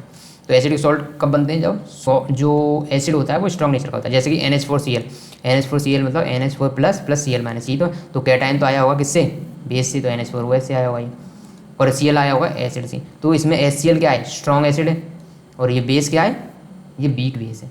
ऐसे ही NH4 ट्वाइस, NH4 का होल ट्वाइस SO4, ये किस NH4 plus plus SO4 2 minus. तो पॉजिटिव तो आता है बेस से, तो ये आया होगा NH4OH से, और ये आया होगा एसिड से, तो इसका एसिड होगा H2SO। तो ये किससे वाला, स्ट्रॉन्ग एसिड और वीक बेस से। समझ आए। बेसिक सॉल्ट क्या होंगे, जिनमें जो सॉल्ट में जो बेस होगा वो स्ट्रॉन्ग होगा, बेस स्ट्रॉन्ग होगा, बेस स्ट्रॉन्ग है और एसिड वीक है। तो यहाँ पे जो सॉल्ट बनेगा वो बेसिक नेचर का होगा, जैसे कि Na2CO3 कार्बोनिक एसिड, ये किस किस से मिलकर बना है, Na2CO3 है ना। तो Na2CO3 मतलब Na प्लस और CO3 2 माइनस, ये पॉजिटिव आता है बेस से तो NaOH, और ये कैसा बेस है, स्ट्रॉन्ग बेस है, और ये आया होगा H2CO3 कार्बोनिक एसिड से, तो ये कैसा है, वीक बेस, वीक एसिड। तो वीक एसिड और स्ट्रॉन्ग बेस से मिलकर जो बना होता है उसको बेसिक सॉल्ट बोलते हैं। ठीक है, okay, any doubt, no doubt. अब देखते हैं कि जो सॉल्ट होते हैं उनसे क्या क्या बनाया जा रहा है इस दुनिया में, सॉल्ट का क्या क्या यूज़ किया जा रहा है, देखते हैं। तो important chemical from sodium chloride, sodium chloride क्या है, टेबल सॉल्ट जिसको बोलते हैं, NaCl खाने वाला जो नमक होता है उससे, तो उससे बनाते हैं अपन सोडियम हाइड्रोक्साइड। सोडियम हाइड्रोक्साइड पहले तो है क्या, बेस है, और कैसा बेस है, ये स्ट्रॉन्ग बेस है, कैसा बेस है, स्ट्रॉन्ग बेस है, कैसा, स्ट्रॉन्ग बेस है। तो जब स्ट्रॉन्ग बेस है ये, तो इससे बनाते हैं अपन NaOH। तो NaOH को क्या बोलते हैं, पहले ये बताओ, NaOH को क्या बोलते हैं, सोडियम हाइड्रोक्साइड। तो इसके लिए क्या करते हैं, ये अपन ने क्या लिया, NaCl लिया, ये एनोड है और ये कैथोड है, एनोड मतलब पॉजिटिव। अच्छा, एक चीज़ मैंने अभी तक आपको याद कराई थी, कैटायन और एनायन, एनायन। तो मैंने बताया था कैट की बात आते ही पॉजिटिव, मतलब कैटायन तो पॉजिटिव होता है और एनायन नेगेटिव होता है। अच्छा, पर यहाँ पे कैथोड होता है नेगेटिव। आप रिलेट ऐसे मत कर देना कि कैटायन पॉजिटिव सर ने बताया था तो कैथोड भी पॉजिटिव होगा, ऐसा नहीं, ऐसा नहीं। अब इसकी भी ट्रिक बताता हूँ, इसकी ट्रिक ये है कि कैट से जब रिश्ता तोड़ दिया, कैट से जब रिश्ता तोड़ दिया तो ज़िंदगी नेगेटिव हो जाएगी ना, कैथोड, कैथोड, कैट से रिश्ता तोड़, कैट से रिश्ता टूट गया तो मतलब नेगेटिव। तो यदि कैट टायन होगा, टायन होगा तब तो होगा पॉजिटिव। थोड़ आ गया क्योंकि कैट से रिश्ता थोड़ दिया आपने, तो कैट थोड़ होता है नेगेटिव, तो ये होता है कैथोड, ये होता है पॉजिटिव। अब क्या करते हैं, यहाँ पे ब्राइन सॉल्यूशन लेते हैं। ब्राइन सॉल्यूशन मतलब NaCl होगा और H2O होगा यहाँ पे, ठीक है, NaCl होगा और H2O होगा। इसमें से पास कराते हैं कौन, बिजली, बिजली, हो बिजली, बिजली, बिजली, बिजली पास कराने के लिए ये पॉजिटिव और ये अपना नेगेटिव, ये बिजली पास कराई आपने, बिजली पास कराई। बिजली पास कराने से क्या होगा, NaCl और H2O यहाँ पे, तो NaCl क्या होगा, Na plus plus Cl minus, और बिजली पास कराने से H2O का भी हो जाएगा हाइड्रोलाइसिस, H प्लस और ऑक्सीजन, H प्लस O2 में Na plus Cl minus, Cl minus है नेगेटिव तो ये जाएगा पॉजिटिव की तरफ, और Na प्लस है पॉजिटिव तो ये जाएगा नेगेटिव की तरफ, और H प्लस है पॉजिटिव तो ये जाएगा इसकी तरफ नेगेटिव की तरफ, और Cl माइनस है नेगेटिव तो ये आएगा पॉजिटिव की तरफ। होता क्या है यहाँ पे, H प्लस और Cl माइनस ये क्या है, लाइटर वेट है, हल्की है ना, तो H प्लस बहुत हल्की है, तो ये क्या करेगी, जल्दी से कैथोड पे जाती है और H2 गैस बना लेती है, और यहाँ से कैथोड से मिलती है H2 गैस निकलती है। यहाँ पे कौन सी गैस निकलती है, H2 गैस निकलती है, और क्लोरीन जाती है पॉजिटिव पे क्योंकि वो खुद नेगेटिव है, तो पॉजिटिव नेगेटिव अट्रैक्ट करते हैं और यहाँ पे बनती है क्लोरीन गैस। तो क्लोरीन गैस कोई पूछ ले तो कहाँ पे बनेगी, एनोड पे बनती है क्लोरीन गैस, और कैथोड पे बनती है हाइड्रोजन गैस। अब बचे कौन यहाँ पे, Na प्लस और OH माइनस, क्योंकि वाटर किसमें टूटा था, H प्लस और OH माइनस में। अब Na प्लस और OH माइनस क्या है, थोड़े से भारी बल्कि है, इनको चलने में थोड़ा सा टाइम लग गया, तो ये कैथोड और एनोड तक पहुँचते इससे पहले ही H2 और Cl ने ये घेर लिए, Na और OH यहाँ पे बचे, तो ये आपस में रिएक्शन कर लेते हैं, Na प्लस और OH माइनस रिएक्शन करी तो क्या बनाया, NaOH। इस तरह से आपको मिल जाता है NaOH। तो इसकी जो ओवरऑल रिएक्शन है ना, ओवरऑल रिएक्शन वो ऐसे लिखी जाती है कि NaCl है, NaCl ने रिएक्ट किया वाटर के साथ तो बना NaOH plus Cl2s plus H2s, ये चीज़ें वहाँ से बनती, ये रिएक्शन होती है ओवरऑल। कैसे रिएक्शन हो रही होती है एक्चुअली वो मैंने बता दिया। अब कोई पूछ ले आपसे कि H2 का क्या यूज है, Cl2 का क्या यूज है, NaOH का क्या यूज है, तो Cl2 का बताता हूँ सबसे पहले। तो Cl2 के जो यूज होते हैं वो होते हैं वाटर ट्रीटमेंट के लिए, वाटर ट्रीटमेंट, वाटर को शुद्ध करना, वाटर को शुद्ध करना। दूसरा यूज होता है स्विमिंग पूल में, स्विमिंग पूल का पानी इतना क्लियर दिखता है ना आपको, ये जो क्लियर दिख रहा है ये Cl2 की मेहरबानी है, पॉलीविनाइल क्लोराइड बनाने हैं, PVC के पाइप जो बनते हैं ना उसके लिए। डिसइंफेक्टेंट, जैसे कि कोई सरफेस है, टेबल वगैरह है, कोई नॉन लिविंग सरफेस है, उसके ऊपर बैक्टीरिया वगैरह आ गए तो उसको डिसइंफेक्ट करने के लिए, वहाँ से हटाने के लिए Cl2, वहाँ पे एक Cl2 का पोछा मार दो, डिसइंफेक्ट हो जाएगी, सरफेस एकदम क्लीन हो जाएगी, कोई बैक्टीरिया वायरस होंगे सब मर जाएंगे। यहाँ पे CFC क्लोरोफ्लोरोकार्बन बनाने के लिए इसका यूज होता है, और क्या यूज होता है, पेस्टिसाइड, ये सारे इसके यूज होते हैं। तो यदि आपको सिर्फ इसके यूज पूछ ले जाए ना NCERT के में, यदि किसी क्वेश्चन में, तो आप सबको अलग अलग करके लिखना ताकि 4-5 स्टेटमेंट बन जाए। It is use for water treatment and swimming pool, इन दोनों को एक में लिख देना। It is also use for PVC pipe making, okay, it is also use for disinfected, also use for, ऐसे 5-6 स्टेटमेंट बन जाएंगे आपके। ऐसे ही हाइड्रोजन का क्या यूज होता है, हाइड्रोजन की यूज देख लेते हैं, फ्यूल, हाइड्रोजन फ्यूल, आजकल गाड़ियाँ जो चल रही हैं हाइड्रोजन फ्यूल से बनाने की कोशिश हो रही है इनको, और हाइड्रोजन फ्यूल से कुछ गाड़ियाँ आ भी गई हैं। मार्गरीन, इसको खाया जाता है बेड पे लगा के, मार्गरीन इसमें होता है। फिर होता है अमोनिया बनाने में, फर्टिलाइजर के लिए जो अमोनिया बनता है ना उसमें H2 गैस कैसे, H2 ने रिएक्ट किया N2 के साथ, NH3 बना लिया, रिएक्शन बैलेंस तुम करोगे। अब देखते हैं NaOH के क्या यूज होंगे। अच्छा इस रिएक्शन, अच्छा अभी बताता हूँ NaOH के क्या यूज होंगे। NaOH का यूज क्या होता है, डिग्रीसिंग ऑफ मेटल्स, मेटल जो होती है ना मेटल्स, और उनके सरफेस पे ग्रीस वगैरह मतलब ऑयल वगैरह लग जाता है, तो मेटल की डिग्रीसिंग के लिए NaOH का यूज होता है, डिग्रीसिंग ऑफ मेटल्स। एक स्टेटमेंट ये हो गया आपका। दूसरा स्टेटमेंट लिख देना इसका, soap and detergent making, soap and detergent making. Okay. Third इसका यूज होता है पेपर मेकिंग इंडस्ट्री में और फाइबर मेकिंग में, paper making industry and fibre making में ये NaOH के यूज होते हैं। पेपर मेकिंग में, फाइबर मेकिंग में, सोप एंड डिटर्जेंट में और डिग्रीसिंग के लिए इनका यूज होता है NaOH का। समझ में आ रहा है मेरे यार। अब देखते हैं जो NaOH बनाने का जो प्रोसेस है उसको बोलते हैं chlor alkali process, chlor alkali process, Anarkali मत बोल देना इसको, एल्कली। क्लोर क्यों यूज होता है, क्योंकि यहाँ पे बनती है क्लोरीन गैस। इस प्रोसेस का नाम है क्लोर एल्कली प्रोसेस, जो कि NaOH बनाने की प्रोसेस है, क्लोर एल्कली नाम है उसका। एल्कली किसके लिए यूज है, जो अपना मेन प्रोडक्ट है NaOH, इसके लिए एल्कली क्यों यूज हुआ है, क्योंकि एल्कली है। एल्कली किसको बोलते हैं, ऐसे बेस जो वाटर में पूरी तरह से घुल जाते हैं, उनको बोलते हैं एल्कलीज। वाटर सॉल्युबल है ना जो बेस, वाटर सॉल्युबल बेस को एल्कलीज बोलते हैं। समझ आया, ये सारी चीज़ें हो गई, ये सारी रिएक्शन मैंने आपको समझा दी। क्या मैं आपको संग से समझा पाया बच्चों। अब देखो ब्लीचिंग पाउडर, दूसरा नेक्स्ट सॉल्ट है ब्लीचिंग पाउडर। इसको प्यार से ब्लीचिंग पाउडर बोलते हैं, वैसे इसका नाम क्या होगा, कैल्शियम हाइपोक्लोराइड। ब्लीचिंग पाउडर तो इसको प्यार से बोलते हैं, इसके मम्मी पापा बुलाते हैं इसको घर पे, इसके मम्मी पापा इसको घर पे बुलाते हैं ब्लीचिंग पाउडर, पर इसका नाम है कैल्शियम हाइपोक्लोराइड, कैल्शियम हाइपोक्लोराइड। ठीक है। अब देखो ये बनता कैसे है कि अभी जो रिएक्शन हुई थी ना ब्राइन सॉल्यूशन वाली, जहाँ पे NaOH अपने को क्लोरो एल्कली प्रोसेस मैंने जो आपको बताई थी, वहाँ पे क्या बन रहा था, Cl2 बन रहा था ना।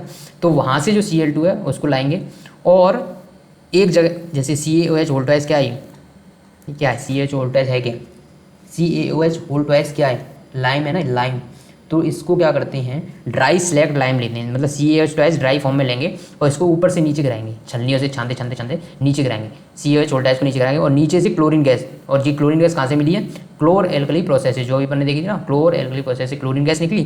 तो ये दोनों के प्लांट एक साथ ही होते हैं, जहाँ पे NaOH बन रहा होता है ना, वहाँ पे ब्लीचिंग पाउडर भी बन रहा होता है, ये ध्यान रखना। ब्लीचिंग पाउडर कहाँ पे बन रहा होता है, जहाँ पे क्लोर एल्कली प्रोसेस हो रहा होता है, यानी कि जहाँ पे NaOH बनेगा, जहाँ पे NaOH बनेगा ना वहाँ पर ये भी बनेगा, जहाँ पे NaOH बनेगा वहाँ पे ये भी बनेगा, क्या बनेगा, ब्लीचिंग पाउडर। तो ब्लीचिंग पाउडर के लिए क्या करते हैं, जो CH होल ट्वाइस है, मतलब ये ड्राई फॉर्म में लेंगे आप, ड्राई फॉर्म में गिराया नीचे और नीचे से बीजी Cl2 गैस, ये दोनों आपस में रिएक्शन करेंगे और रिएक्शन करके बनाएंगे CaOCl2 CaCl2OH2 और ये अपना मेन प्रोडक्ट है यहाँ पे कैल्शियम हाइपोक्लोराइड। इसका जो एक्वस सॉल्यूशन होता है ब्लीचिंग पाउडर का, वो कैसे नेचर का होता है, बेसिक। CaCl2 का नेचर होता है वो कैसा होता है, बेसिक होता है। CaCl2 का नेचर क्या होता है, बेसिक। अब ब्लीचिंग पाउडर क्यों बोलते हैं, क्योंकि ये कलर उड़ा देता है, और ब्लीच का मतलब ही होता है रिमूवल ऑफ कलर, कलर को उड़ाने का नाम ही ब्लीचिंग होता है। ठीक है। और ब्लीचिंग करता कौन है इसमें, क्लोरीन होता है ना इसमें, CaOCl2 में क्या है, क्लोरीन। और क्लोरीन का काम होता है ब्लीचिंग करने का, यानी कलर उड़ाने का काम किसका होता है, क्लोरीन का। और ये किस लिए यूज किया जाता है, disinfected to clean water and weed killer, weed यानी कि खरपतवार खेतों में हो जाती है ना, उनको उड़ाने के लिए। और ब्लीचिंग पाउडर का यूज़ किया है bleaching of cotton in textile industry, textile industry में कॉटन पे जो कलर होता है ना उसको हटाने के लिए, ब्लीच करने के लिए उस कलर को, इसका यूज होता है। Bleaching of wood pulp in paper industry, यदि वुड पल्प है ना वो कलरफुल है तो उसका कलर उड़ाना है, उसको कलरलेस बनाना है, तो ब्लीचिंग पाउडर से ब्लीच कर देते हैं। Bleaching powder use for oxidising agent in many industry, इसका ऑक्सीडाइजिंग नेचर किस वजह से होता है, ये भी क्लोरीन की वजह से होता है। क्लोरीन क्या करती है, ऑक्सीडाइजिंग की एजेंट की तरह हेल्प करती है, तो इसका ऑक्सीडाइजिंग नेचर होता है क्लोरीन की वजह से। सच टेक्सटाइल इंडस्ट्री, पेपर इंडस्ट्री, इनमें ये इसका काम भी करता है। अब बात करते हैं बेकिंग सोडा। कौन सा सोडा, बेकिंग सोडा, समझ ले थोड़ा, बेकिंग सोडा समझ ले थोड़ा। Baking soda is another important product which can be obtained using by product of chlor alkali process.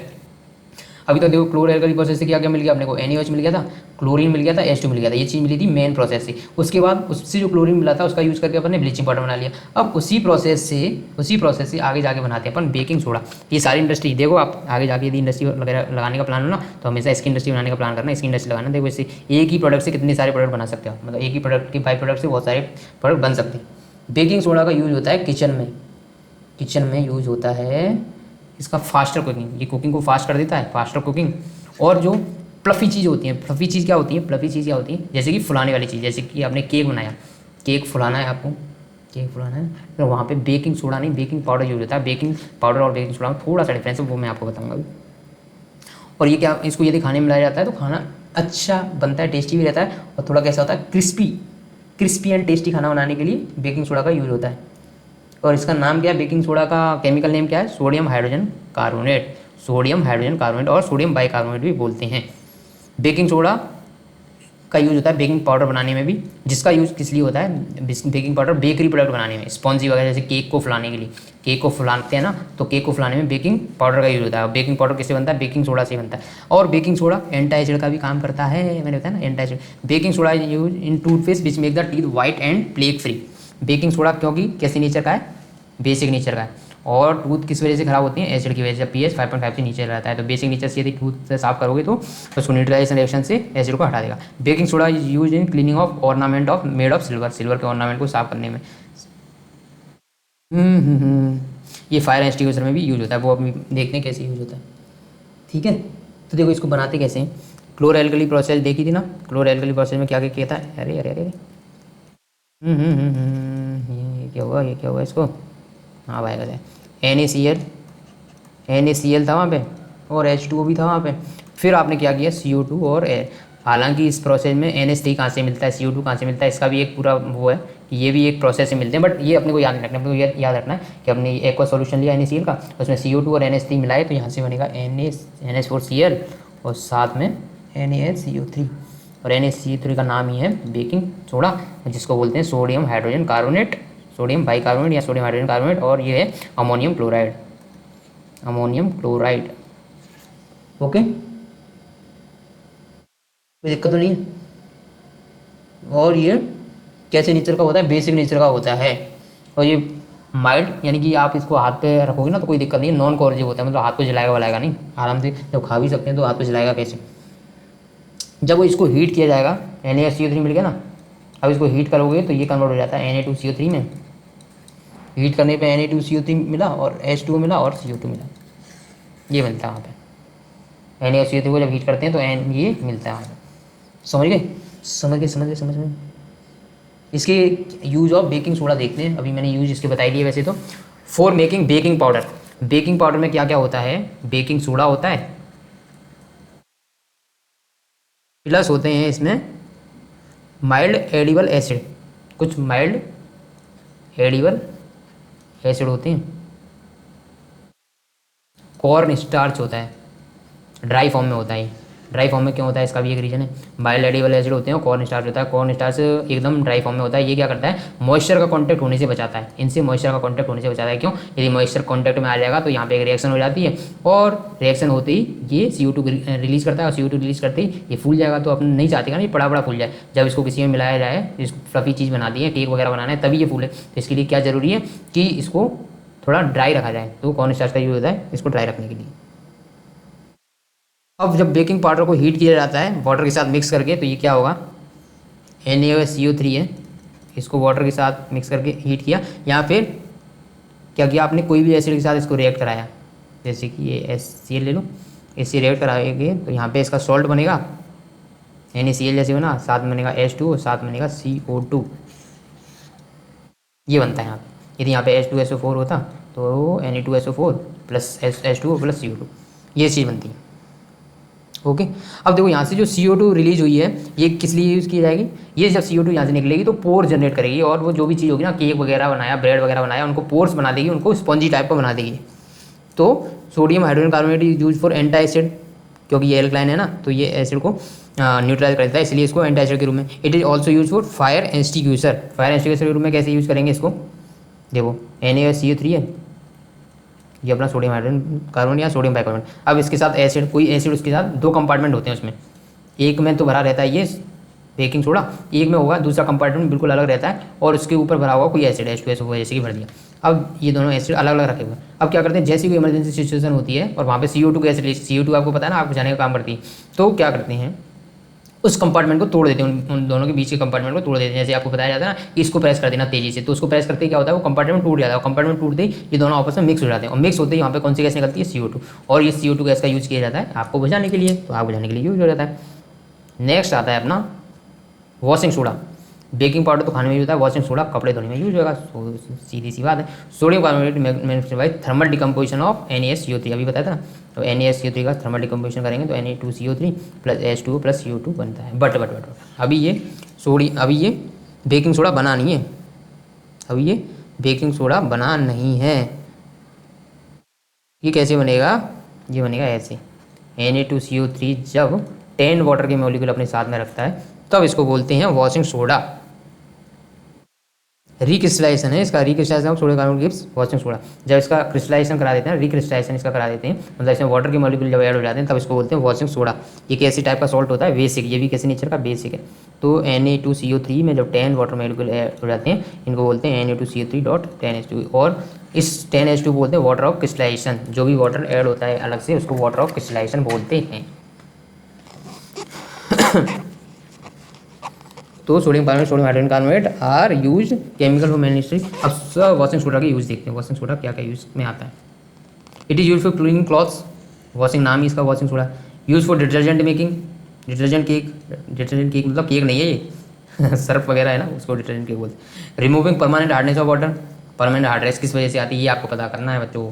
क्या ये MgCl2 की वजह से आती है? क्या ये CaCl2 की वजह से आती है? क्या ये MgSO4 की वजह से आता है? क्या ये CaSO4 की वजह से आती है? ये आपको पता करना है कि किस वजह से परमानेंट हार्डनेस आती है और किस वजह से। मैं बता देता हूँ, परमानेंट हार्डनेस किसी दो मेटल होते हैं, हो सकता है वो मैग्नीशियम सोडियम, मुझे नहीं पता, मैं नहीं बता रहा आपको, आपको पता करना है। तो दो मेटल्स होते हैं, उनके क्लोराइड और सल्फाइड की वजह से तो आती है परमानेंट हार्डनेस, और उनके बाइकार्बोनेट्स की वजह से आती है टेम्परेरी हार्डनेस। तो ये परमानेंट हार्डनेस को रिमूव करने के लिए इसका यूज होता है। इसका यूज पेपर और ग्लास इंडस्ट्री में भी होता है, ठीक है। और इसका यूज होता है बोरेक्स जैसे कंपाउंड बनाने के लिए, बोरेक्स, सोडियम कंपाउंड जैसे बोरेक्स बनाने के लिए इसका यूज होता है। ओके, अब देखते हैं, थोड़ी सी बात करते हैं वाटर ऑफ क्रिस्टलाइजेशन क्या होता है। अभी देखा था ना, ये 10H2 वाटर का मॉलिक्यूल है, इनको वाटर ऑफ क्रिस्टलाइजेशन बोलते हैं। तो water of crystallisation is the fixed number of water molecule present with one formula unit of salt. One formula unit of salt के साथ जितने वाटर मॉलिक्यूल अटैच होते हैं उनको बोलते हैं वाटर ऑफ क्रिस्टलाइजेशन, जैसे कि CuSO4.5H2O। तो यहाँ पे वाटर ऑफ क्रिस्टलाइजेशन क्या है? ये 5 वाटर के molecule, 5 molecule of water, 5 molecule of water, इसको बोलते हैं वाटर ऑफ क्रिस्टलाइजेशन। और ये CuSO4 क्या है? इसको क्या बोलते हैं? इसका कैसा कलर होता है? तो कई बार जो वाटर ऑफ क्रिस्टलाइजेशन होता है ना, कलर के लिए भी रेस्पॉन्सिबल होता है, मतलब कई बार कलर इसकी वजह से होता है। यदि CuSO4.5H2O को यदि आप गर्म कर दोगे और ये 5 वाटर मॉलिक्यूल यहाँ से उड़ जाता है तो ये हो जाता है वाइट कलर का, हो जाता है, वाइट हो जाता है। बट यदि वाटर के मॉलिक्यूल इसमें जुड़ जाते हैं CuSO4 में, कॉपर सल्फेट में, तो ये होता है ब्लू कलर का। तो ये कलर के लिए रेस्पॉन्सिबल भी होता है वाटर ऑफ क्रिस्टलाइजेशन, कई सारे प्रोडक्ट में, कई सारी चीज़ों में वाटर के लिए रेस्पॉन्सिबल होता है। और वाटर ऑफ क्रिस्टलाइजेशन कहाँ पे पाया जाता है? पीओपी, पीओपी जो लास्ट अपना सॉल्ट अपने को पढ़ना है वो है पीओपी। तो पीओपी क्या होता है बच्चों कि आप क्या करो, जिप्सम को हीट करो 373 केल्विन पे, 373 को आप कन्वर्ट करके दिखाना मुझे डिग्री सेंटीग्रेड में। यार 100 डिग्री सेंटीग्रेड आएगा यार, 9th क्लास में पढ़ा होगा। तो CaSO4.2H2O, इसको 100 डिग्री सेंटीग्रेड पर गर्म किया जाता है तो ये बनता है CaSO4.12H2O। हाफ H2O मतलब समझ रहे हो ना, दो कैल्शियम के मॉलिक्यूल होंगे, उनके बीच में एक वाटर मॉलिक्यूल होगा, दो कैल्शियम सल्फेट के मॉलिक्यूल से एक वाटर का मॉलिक्यूल जुड़ा होगा, तभी तो इसको बोलते हैं calcium sulphate hemihydrate, calcium sulphate hemihydrate. तो इसको 100 डिग्री सेंटीग्रेड पे या 373 केल्विन पर गर्म करोगे किसको? जिप्सम को, तो ये बना लेता है ये CaSO4.12H2 कैल्शियम सल्फेट हेमीहाइड्रेट। इसका नाम है POP, plaster of Paris, plaster of Paris. ये वाइट पाउडर होता है जो क्या यूज आता है पता होगा आपको, इसका यूज़ क्या होता है? बताओ बताओ बताओ। प्लास्टर चलता है ना, हड्डी टूट जाती है तब डॉक्टर जोड़ने के लिए प्लास्टर ऑफ पेरिस का यूज़ करता है ना। टॉयज़ एक तो होता है फ्रैक्चर के टाइम पे, और क्या यूज़ होता है इसको, मतलब क्यों लगाते हैं इसको, मैं बताता हूँ अभी कैसे यूज़ होता है वो, फ्रैक्चर में क्या एक काम आता है बताता हूँ। दूसरा होता है टॉयज़ मेकिंग के लिए, डेकोरेटिव मटेरियल के लिए, डेकोरेटिव मटेरियल मेकिंग के लिए इसका यूज़ होता है, और स्मूथ सरफेस बनाने के लिए इसका यूज़ होता है। अब फ्रैक्चर में कैसे हेल्प करता है ये देखो, कैल्शियम सल्फेट ये आपने लिया CaSO4.12H2।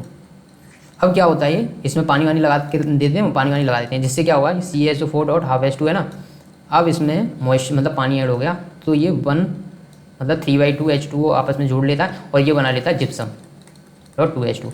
अब होता क्या है, जिप्सम एकदम हार्ड सब्सटेंस होता है, हार्ड होता है मतलब जिस पोजीशन में इसको सेट कर दिया वो इसी पोजीशन में रहेगा। तो जैसे आपकी हड्डी टूटी है, डॉक्टर चाहता है कि आप पैर की पोजीशन चेंज ना करो, मतलब ऐसी की ऐसी रखो, मतलब उसको मोड़ ना सको उस जगह से। तो प्लास्टर ऑफ पेरिस के ऊपर प्लास्टर ऑफ पेरिस अप्लाई कर दिया, अब क्या होगा, प्लास्टर ऑफ पेरिस बना लेगा जिप्सम, और जिप्सम होता है हार्ड, तो हार्ड होगा तो इसकी वजह से क्या होगा कि अब आपकी हड्डी ऐसी सेम रहे, आप मोड़ने की कोशिश करोगे तो मुड़ेगा ही नहीं, क्योंकि बहुत हार्ड हो गया ना। किस वजह से हार्ड हो गया, जिप्सम बन गया वहाँ पे, इसलिए जिप्सम बन गया, इसलिए यह हार्ड हो गया। और इसका यूज़ मैंने बता दिया कहाँ पे यूज़ होता है, समझ गए। ओके, तो बच्चों नेक्स्ट देख लेते हैं, वाटर ऑफ क्रिस्टलाइजेशन पढ़ लिया अपन ने।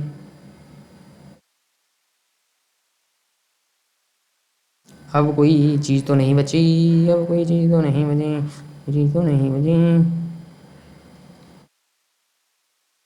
ओके, हो गया। Thank you so much, bye.